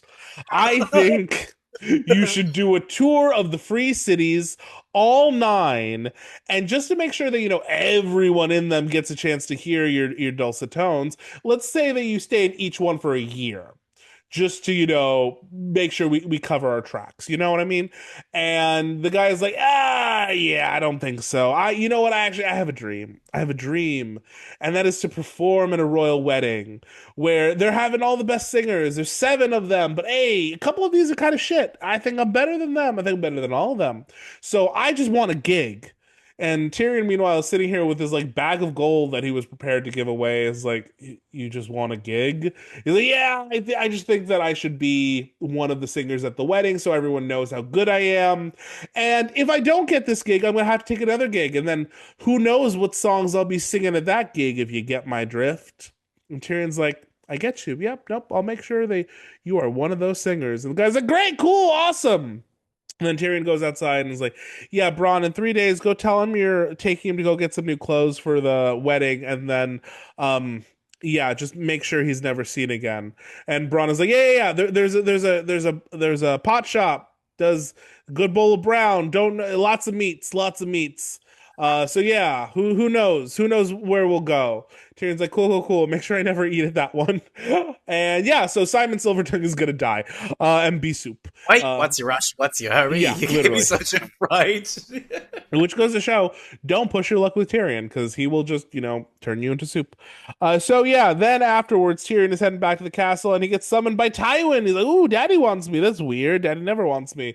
Must be for something interesting." And Tywin is like, "Hey, yeah, look, I just wanted to show this some shit off. They're like, look at these swords."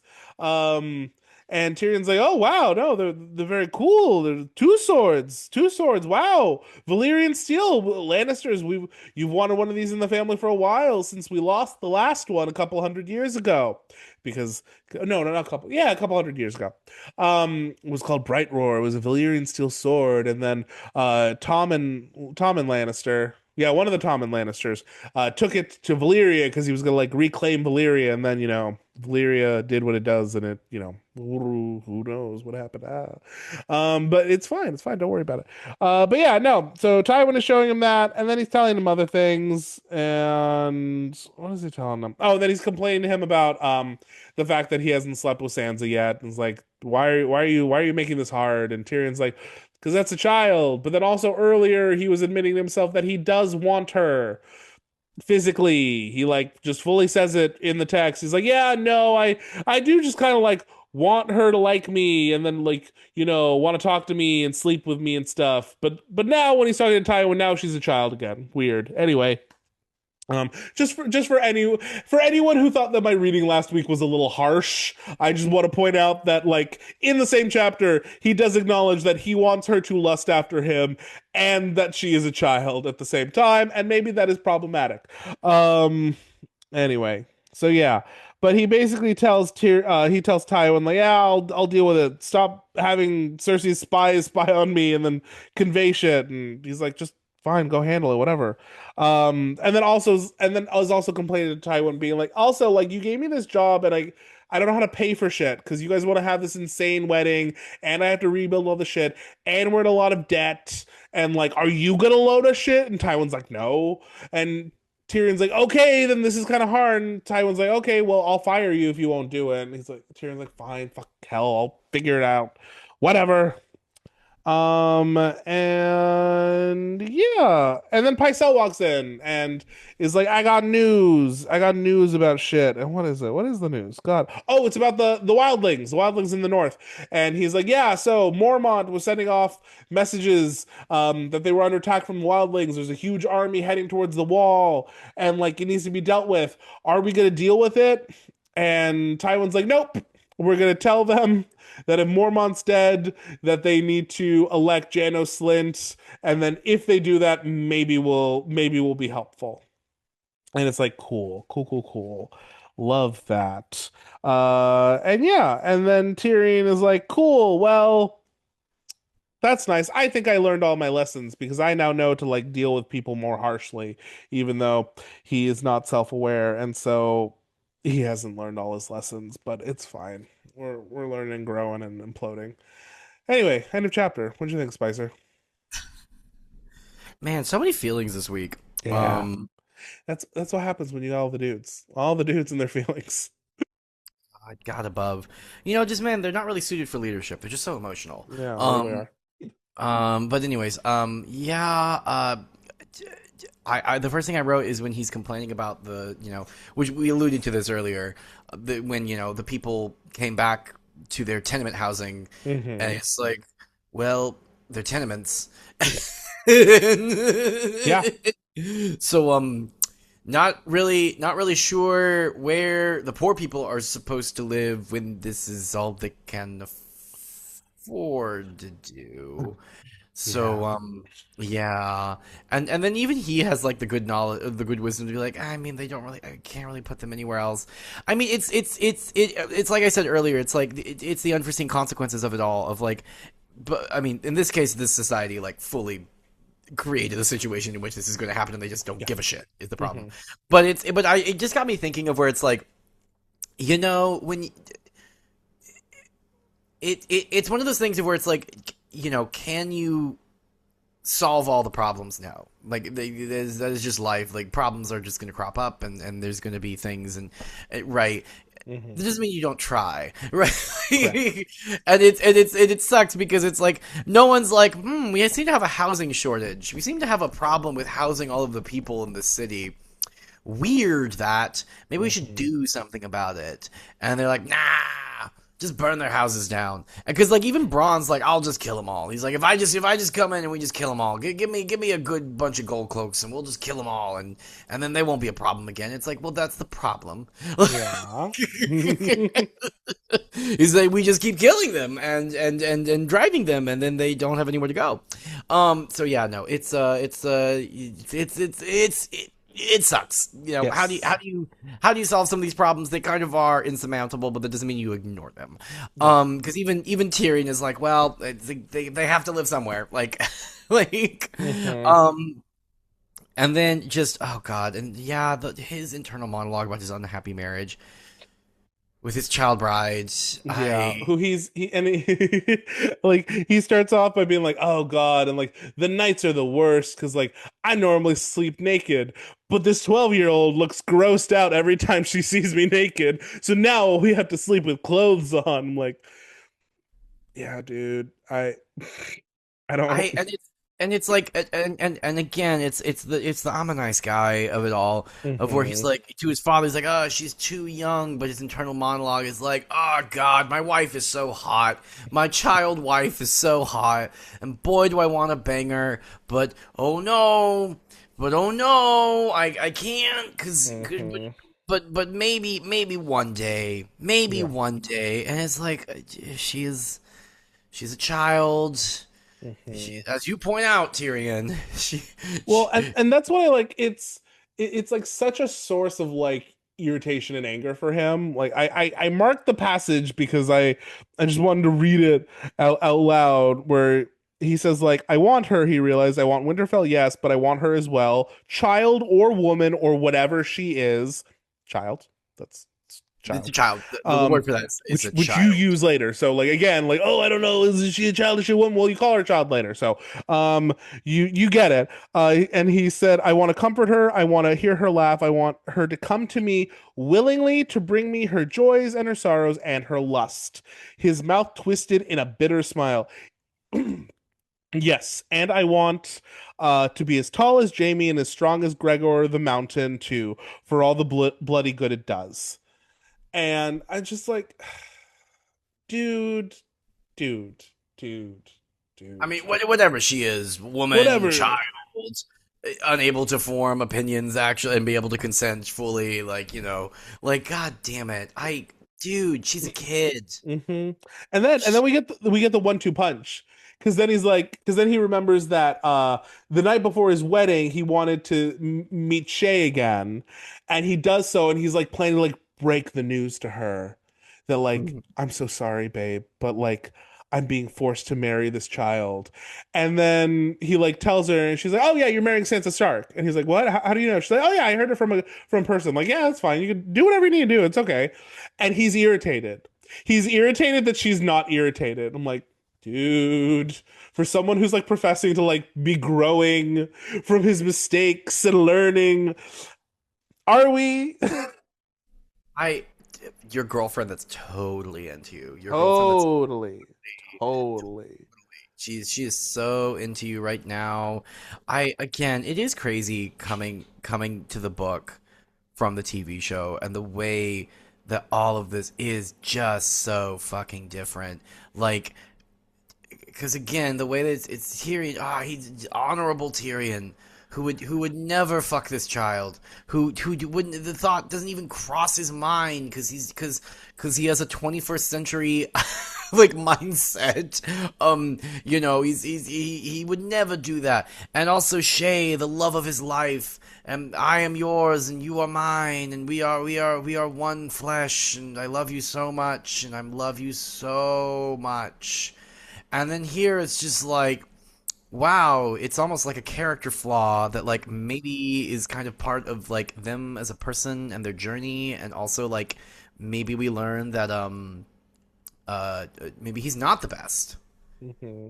Maybe he's not the best, and that's okay because it's an okay. Your characters don't have to be perfect. Yeah. Like You It's can let almost them like be these are flaws. meant to be like people with like faults and Flaws, foibles. flaws and virtues, and there's good and bad in everyone, and someone can strive to be good and still have like this very big flaw because they have like a need for love because they were traumatized before, and it might be causing them to perceive romance in a bad incorrect way. Well, and it's also just like I like it again. It is the flaw of like Peter Dinklage. You're just too damn good, and Mhm. it's like, and you're too handsome, and you're too charming, and God damn it, why you this way? And it's like, but that also just kind of sucks for Peter Dinklage in this case because it's like, why you could have given him an even better character to play, one Yeah. that would have had dimensions and like he would have eaten the shit out of that role. But it's like instead, it's like no, we can't. He's good. Oh, he's so beautiful. And that's And it, the thing that gets me irritated about like the argument that like, oh well, because Peter Dinklage was just so like loved in the role and stuff, that's why like they couldn't let him evolve as a character. And it's like, okay, but like he's really good, and because he's a very talented actor, and so if you he will play it and he will be able to, and you will watch what is this like tragic storyline unfolds, and you will like feel for him, you'll feel conflicted, like he has the capability of making you feel all the feels. Like it's just like it's there, and like it was an option all along, and we don't do it because everything has to be simple and digestible, you know. yeah, it just God, oh, God. Anyways, that's our weekly fuck the TV show. Yeah. Um but yeah, also I wrote down not the price gouging. We are because weird, we have all this food in the city suddenly, but it's still expensive. Yeah. Weird. Weird. Weird.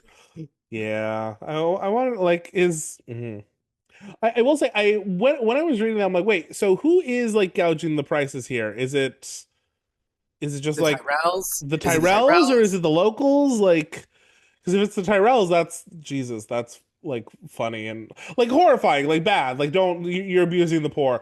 But like the Tyrells like come in and immediately are like this is our opportunity to make a profit, you know? Mace Tyrell comes in like a fucking Robber Baron. Robert Barrett, Silicon Valley, and he's like, what is something? He's in a turtleneck in front of like a bunch of Not the different Tyrell. hands. Yeah, yeah, Not the hands. he's doing the pitch. He's doing the pitch. He's in a turtleneck. He's fucking Tim Cook, and he's like, so imagine we have all the food, and everyone needs food. My God, these guys are just super villains. Is the problem? Yeah. Oh my God. That is the problem. Um But yeah, and then more murder. Yay, because we plot like, after we decide to not enforce the peace because fuck them kids. uh-huh. Because the kids threw manure at me. We go down Old London Road and we find the most secluded little inn ever, and our favorite pot-bellied because we can't go fat singer is here, and which I love this. I love Simon Silvertongue. He's so Yes. stupid. He's He's so stupid. so stupid. This whole scene, I was laughing so hard, being like, dude, you think you have a hand to play, and you are overplaying it so fucking bad right now. It's horrifying. Yeah, it's like, dude. I ooh. If I were like if I were you, I would take my payout, be like, thank you so Hmm. much. You're never gonna see me again. I'm off to lease. Yeah. I'm off to Pentos, baby. You're never gonna see me again. Thank you so much. Like Truly, I do love the thing where when Tyrion does first get there and he's trying to like flatter him by still calling him the Hand, and Tyrion's like, "Hey, I'm not even the finger anymore, man. Like I don't got that job no more." I thought that was just a funny line, and also just like again a nod to like Simon's whole like plan and approach is so flawed from the get-go. Like everything he's doing is just like, oh, you're gonna point out like the job he doesn't have anymore as like a way of flattering him. Like that's dumb. And then you're like gonna threaten him throughout the thing. Like it's just everything about this is stupid. Just take your check. Take your fucking check and run. Take your check and run before he decides to kill you, which also, Tyrion was fully prepared just to pay this guy off. Yes, that's Tyrion what's was, like. Yeah, he literally has a sack of gold under the table. He's like, I'm about to throw so much money down to where, because I don't want to kill you. Because I really don't want to kill you. Because I'm trying to be a good person. But you were making it so fucking hard. And I love by the end of this meeting, Tyrion's like, nah, I gotta kill him. Nah, I gotta kill this guy. We gotta kill him. There's no other way to deal with it. Whoops, I was too nice. I was too fucking nice. And you know what? Take him to my friend Mrs. Lovett. Take him to Fleet Street. And bake him into a goddamn pie, because I do not have time for this. Crazy. And I think the important lesson to learn from this little episode is that singers are the worst. They are the worst. In fact, as a singer, the worst, the absolute worst. Don't know when to shut the fuck up. Don't know. Just stop digging that grave, man. Take the money and run. Take the fucking money and run. Oh my god, God above. But yeah, but then we get back to the castle, and I will say, cause did we reveal that it's ice yet? I don't think we did. At least Okay, I don't remember reading it in there. Reading, yes. Like okay, I don't, think I don't there's think, hint. I think there's hinting because like, oh, weird. Like no one parts with their Valyrian steel sword, and where'd you get it? So like it, you know, like I think we can infer, but I don't think it's been really pointed at super strongly. yeah, I don't know. It's like but it's rough. I was like, oof, Yeah. oof. Which, oh, cool, because the hint is it's like weird. It's blue. And then they're like, yeah, the magic sword, man. It's a magic sword, and I tried to turn it red, and I couldn't turn it red, and also just like the shittiness of that. The Starks one sword, the Lannisters have to turn into two. Yeah. Like, I will say, I'm not here to give into machismo, but that's a real man. That's a real man. That's a real man from God's country. Not these weak, soft hand, effeminate, Christ. these beta males from fucking like Casterly Rock. All of this coming from you is just a very funny thing to hear. Remember, we're Targaryen Gym Bros now. Yeah. I forgot. Yeah, yeah. We Yeah. have a new lot in life. Yeah. Like, oh my god, Lannisters are just beta males, man. Like they're testosterone. They just don't have enough of it.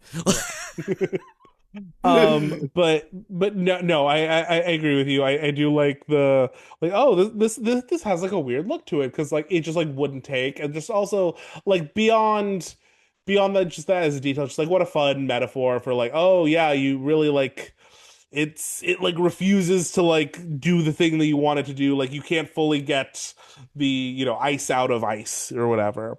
Yeah. Um but I do love Tyrion's kind of like whining though when he's like, "Wow, two whole swords couldn't even manage me a dagger. Really good, Which then Jaime." the way that, again, because like Tywin is so like he's like so autistic coded sometimes, like because it completely goes over his head. He's like, we have so many daggers. What are you talking Yeah, about? what do you care? Stop. He's like, no, We it's the got thought. It's the thought. Okay. Dad, you left me out again. Like, which is sad that even Tyrion is like, wow, you know, he immediately he's like when he says, oh, it's for my son, and Tyrion's like, ah, so not me, got it. Well, the line is no need to ask which son. I'm like, Yeah. I. Well, I will say, it's like one of the notes I wrote down is like Tyrion's got a chip on his shoulder, and it's like I was telling Rhani beforehand, when we were talking about maybe some family drama, it's, you know, like when you know a person, and you know that the way that they are, it kind of, even if that person is shitty and awful, it falls in your court. Like, because you are the person, it's like, okay, this person is kind of shitty. This person is kind of, like, there is no changing them. Like this is the way they are. So it now falls on you as a person to be like, how am I going to react about this? How am Mhm. I going to deal with their shittiness? And if you keep choosing to be fucking awful the whole time and just be a whiny little bitch about everything, it's like Yeah. it's kind of on you now, buddy. Like, Yeah, like if you're engaging with someone like and you know what they're like, you know what's going to happen, like it's you know what's going to happen. So either engage with them with that in mind and like deal with it, or choose to not. It's like pick your poison and deal with it, because like you're not, this isn't, no one is springing anything on you at this point. You are informed, and so correct. you are making an active choice and then complaining about it, and that's irritating. Yeah, no, exactly. I do also love the line of where like he's talking about because he's like I got to figure out these finances, man, Hmm. and because guess what? Because also I do love that he's like, how are we paying for all of this? And then Tywin's like, oh, the crown, our revenues are 10 times over. He's like, yeah, but our expenses are also 10 times over, and we're borrowing hand over fist from you, from you. You're the all you have to do is to forgive the imaginary money that's not real. All you have to do is say, "Hey, all of the students who have the debt. I mean, all of the crown. All you have to do Hmm. is just say, "Hey, we're good. We're square. We're good." Because we're in a war, and we'll make it work, and it's gonna be great, and it's fine. Tywin's like, well, don't be ridiculous. Don't be absurd. What are you talking about? What are you talking about? I'm not getting rid of those IOUs. No, absolutely not. No, that's a U.S. Treasury bond. I'm not getting rid of that. Yeah, no, it is crazy. And then Tyrion's like, and then we get the great line of where Tyrion's like trying to figure out the money, and then in his head, he's like, if they always say that my dad shits gold. Well, if you do, get to a privy and get to work. So This is your moment, babe. Like, please. Uh, I it is and again, it is funny because it's like it's that old line that like George talked about sort of the impetus for this series and for he's like, what were the tax policies of Gondor, right? Like and yeah, so yeah, yeah. so it is fun to see this in action of where it's like how are we paying for all this? Yeah. And of course, like the shit job falls to Tyrion, because this is just kind of his lot Yeah. in life. Oh, I was gonna say something I forgot to mention earlier is we do get an update on Cersei's potential marriage, Oh because yeah. Tyrion brings it up with Tywin being like, "Hey, so I have now been married off as promised. When is Cersei's turn to deal with this bullshit?" And Tywin immediately is like uncomfortable. He's like, "Well, the Tyrell said no," and Tyrion's like, "What?" And you find out that like Tyrion's like, that's crazy. that's crazy. Cersei's gonna freak the fuck out, because they basically go like, she's old, we're not doing that. Well, one day Mace Tyrell was cool with it, and then the next day he comes back, he's like, nope, sorry, too late. And Tywin's like, it's that old woman, it's her doing this shit. It's Lady Olenna. And I'm like, yeah, it is, baby, yeah, it is. uh Lady Olenna said absolutely the fuck not. and I love the idea that even Tywin is immediately like, because Tyrion asks like, "Oh, how did Cersei react?" And Tywin's like, "No, we're not telling Cersei. We're not fucking telling." Like, he's like, "I am a Machiavellian like lunatic who's willing to do anything to wage war, do war crimes. I am not willing to tell my daughter that someone said she's not pretty enough. Like, we're not doing that shit." You hear like screams throughout the castle. She's like throwing Yes. shit out of windows. It's Like, literally like Regina George post like finding out that yeah. like Katie here. Yes. Just And then she's like, screaming. don't trust this fugly slut. And it's Lady Olenna. She's Yes. putting Lady Olenna in the Yes, yes, thing. yes, yes, yes, yes, yes. Oh God. It's God above. Yeah, that is funny. Hmm. But then don't worry, we get a visit from our favorite Geriatric. geriatric senator just coming clinging on to dear fucking life. Yeah. Our science pope. He's science pope. He is He's science pope. science. He's science pope. I'm not arguing. I'm not arguing. I will say something I liked. there was a few lines that I found fun.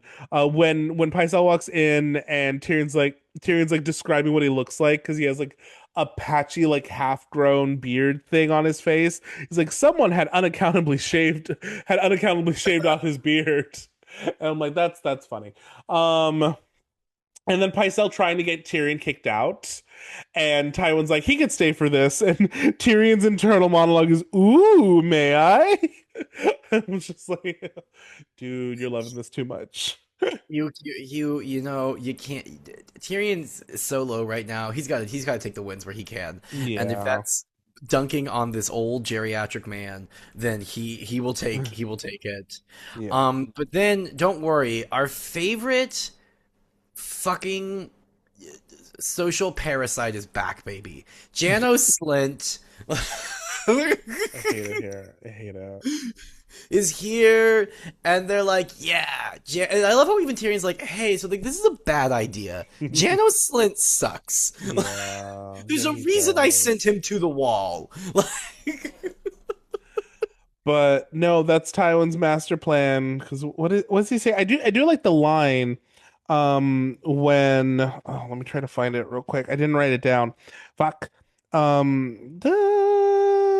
Will I find it? God.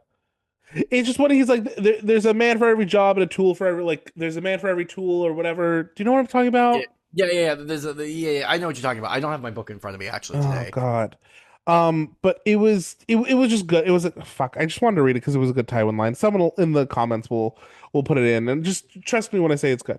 Um, but anyway, but yeah, no, that was the whole thing. Yeah, Janos Slint is here, and they are now conspiring to make him the new Lord Commander since they're assuming that Mormont is dead at this point, since he hasn't returned to Castle Black as of yet.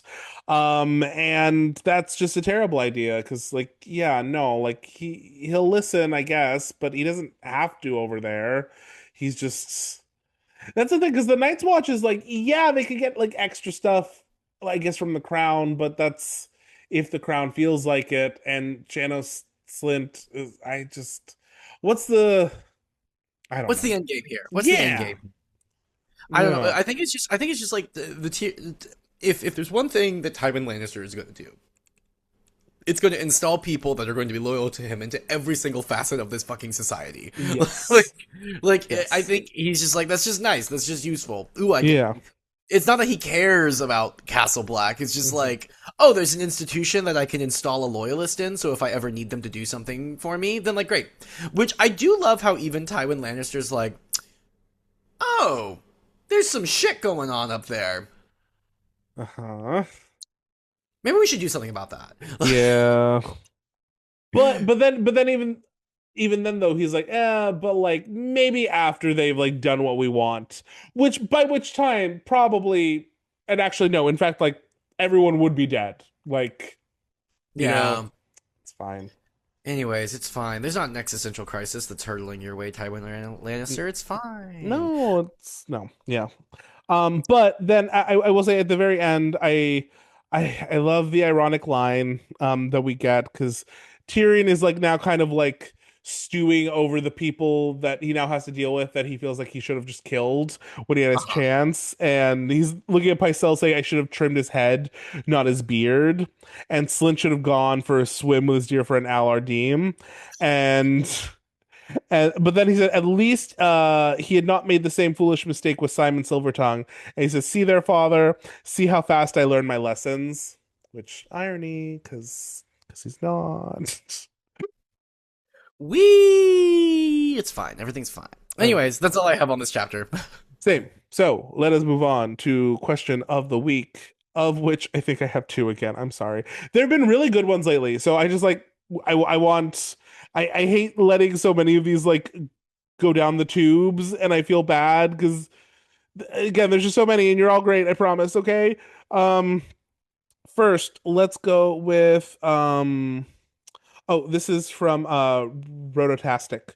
Rank the characters on their theater etiquette from best to Aerion Targaryen.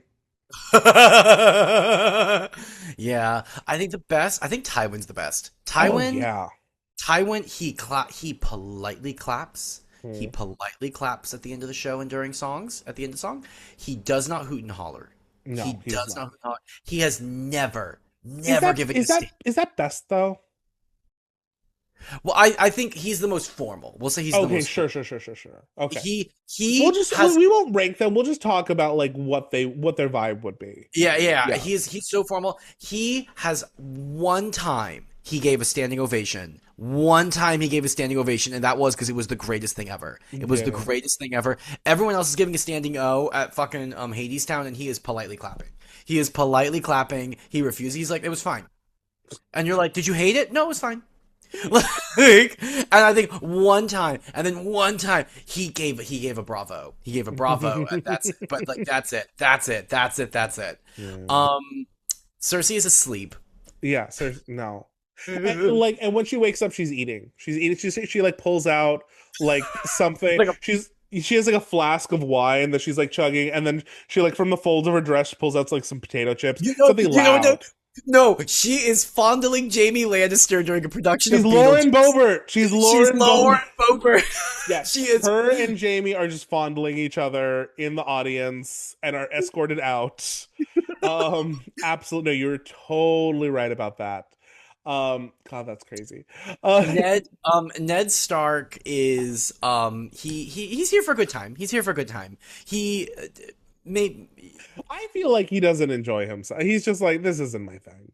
He'll yeah. sit there, he'll sit there and be like, but like he's not mean. He's not like he's of course he's like he's not rowdy or anything, but like he's not enjoying himself. So he'll like politely clap every so often, but he's just like, eh. He's reading the playbill a lot. He's reading the playbill a Yeah, yeah, lot. yeah, yeah, yeah, yeah, he is. Tyrion is hooting and hollering and having a great time. Yes. Tyrion is giving suggestions. Tyrion from the audience. No, no, no, no. I think Tyrion's a good audience member. I think Tyrion's a Okay. good like Tyrion. I'm gonna go on a limb here. I'm gonna go on a limb after I've like shit talked him the whole time. I think Tyrion knows what the energy of a show should be, and he Yes. gives that. He hoots and hollers, he claps when it's appropriate. He's enthusiastic, but like he knows when to like shut up because he has some self awareness, at least in this setting. Um, Sansa, yeah, Sansa is a good audience member, but she's people watching the whole time. okay, yeah, yeah, yeah. Yeah, she's not she's like paying attention to the performance, but she's watching a lot of the people in the audience. Yeah, yeah. There's a lot of anytime anyone is not doing what they're supposed to be doing, she's like indignant. She's like, how could they? But then Yeah. also like, ooh, there's that pretty night, and then there's that pretty night, and like, oh, look Yeah. at that lovely lady in her dress. That's amazing. Like, no, Oh she's my like, God, yeah, that famous person, this famous person's here. Oh my God, yes, yes, yes, yes. That's what's going on. yeah. Um, Arya Arya is snacking. Arya is the snacker. She is the snacker. She cannot sit still. No. She is constantly asking what happened. Who is Hmm. this? Hmm. Um, Chomp chomp. chomp chomp. Um, Sam is very uncomfortably sitting in the seats that are too small for him because these theaters were built 100 years ago for different bodies. I don't It's just know you. anything about that. It's just you. It's just you. But you're standing up during the intermission because you just need to like rest Yeah. your legs. Uh-huh. Like Uh-huh. And then Sam is doing one of these the whole time, just like holding himself, just holding for anyone who's just listening, he's hugging himself as fat people are wont to do in small theater seats because you have to hug yourself so you're not bumping into the people next to you. It's really fun. Um, and then what is, okay, I feel like that's a good representation of a current crop of fans. yeah. I'm trying to I'm trying to think, does anyone walk out? Does anyone like leave? Oh, who's a diva who leaves because it was so bad? Who leaves? Who is leaving? Oh, actually, I think that's Tywin. I think Tywin, if he does not like the show, he will walk out at intermission. Sure. Tywin is walking out at intermission. Like, Yeah. yeah.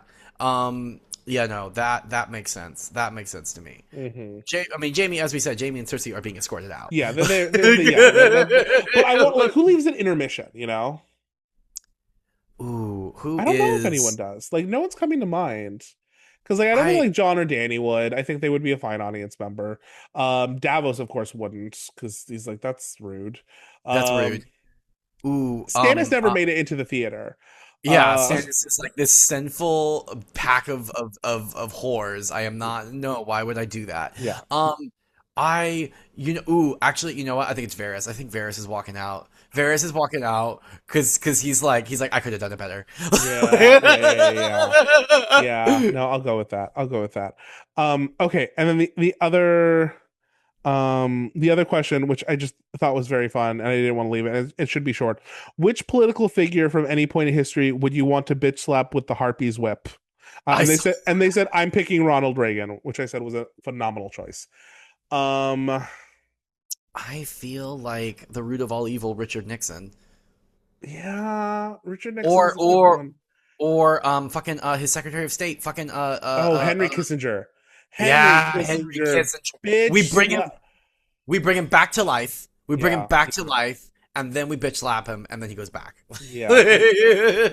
No, and Drogon fires him also. Like we Dracarys him as well. Like no, just beat the shit out of Henry Kissinger with the whip, without the whip, fists, feet, just like everything.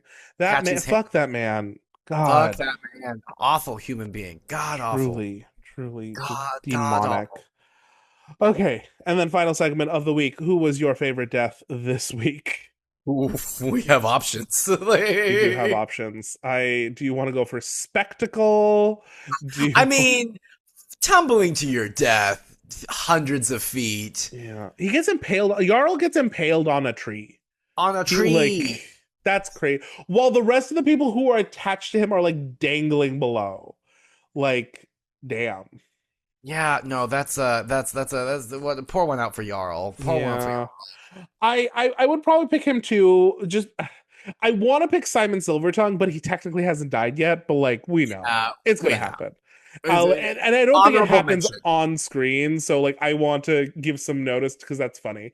But yeah, okay. I'm gonna say those two together. It was a fun death of the week. And okay, yeah, we did it, Spicer. Yeah, We did it. Hey, yeah. look at us. Look at what? Take us out, God damn it. No, I don't know. We're here. We're here forever. We stay This is your longer. home. This is your Your home home now. now. Oh my Okay. God. Thank you all for listening. We really appreciate it. Y'all are very cool. If you want to read along with us, please remember that next week's chapters are Samwell II, Arya VI, and Catelyn IV. You can always read along or just listen to us yap. Please make sure that you drop any questions you have in the comments. We really appreciate and like them. Do the buttons, press things. They do things. It's helpful. It's nice. And yeah, we really appreciate you guys listening. Thank you very much. Hope you have a good week and say goodbye, Spicer. Bye, Spicer.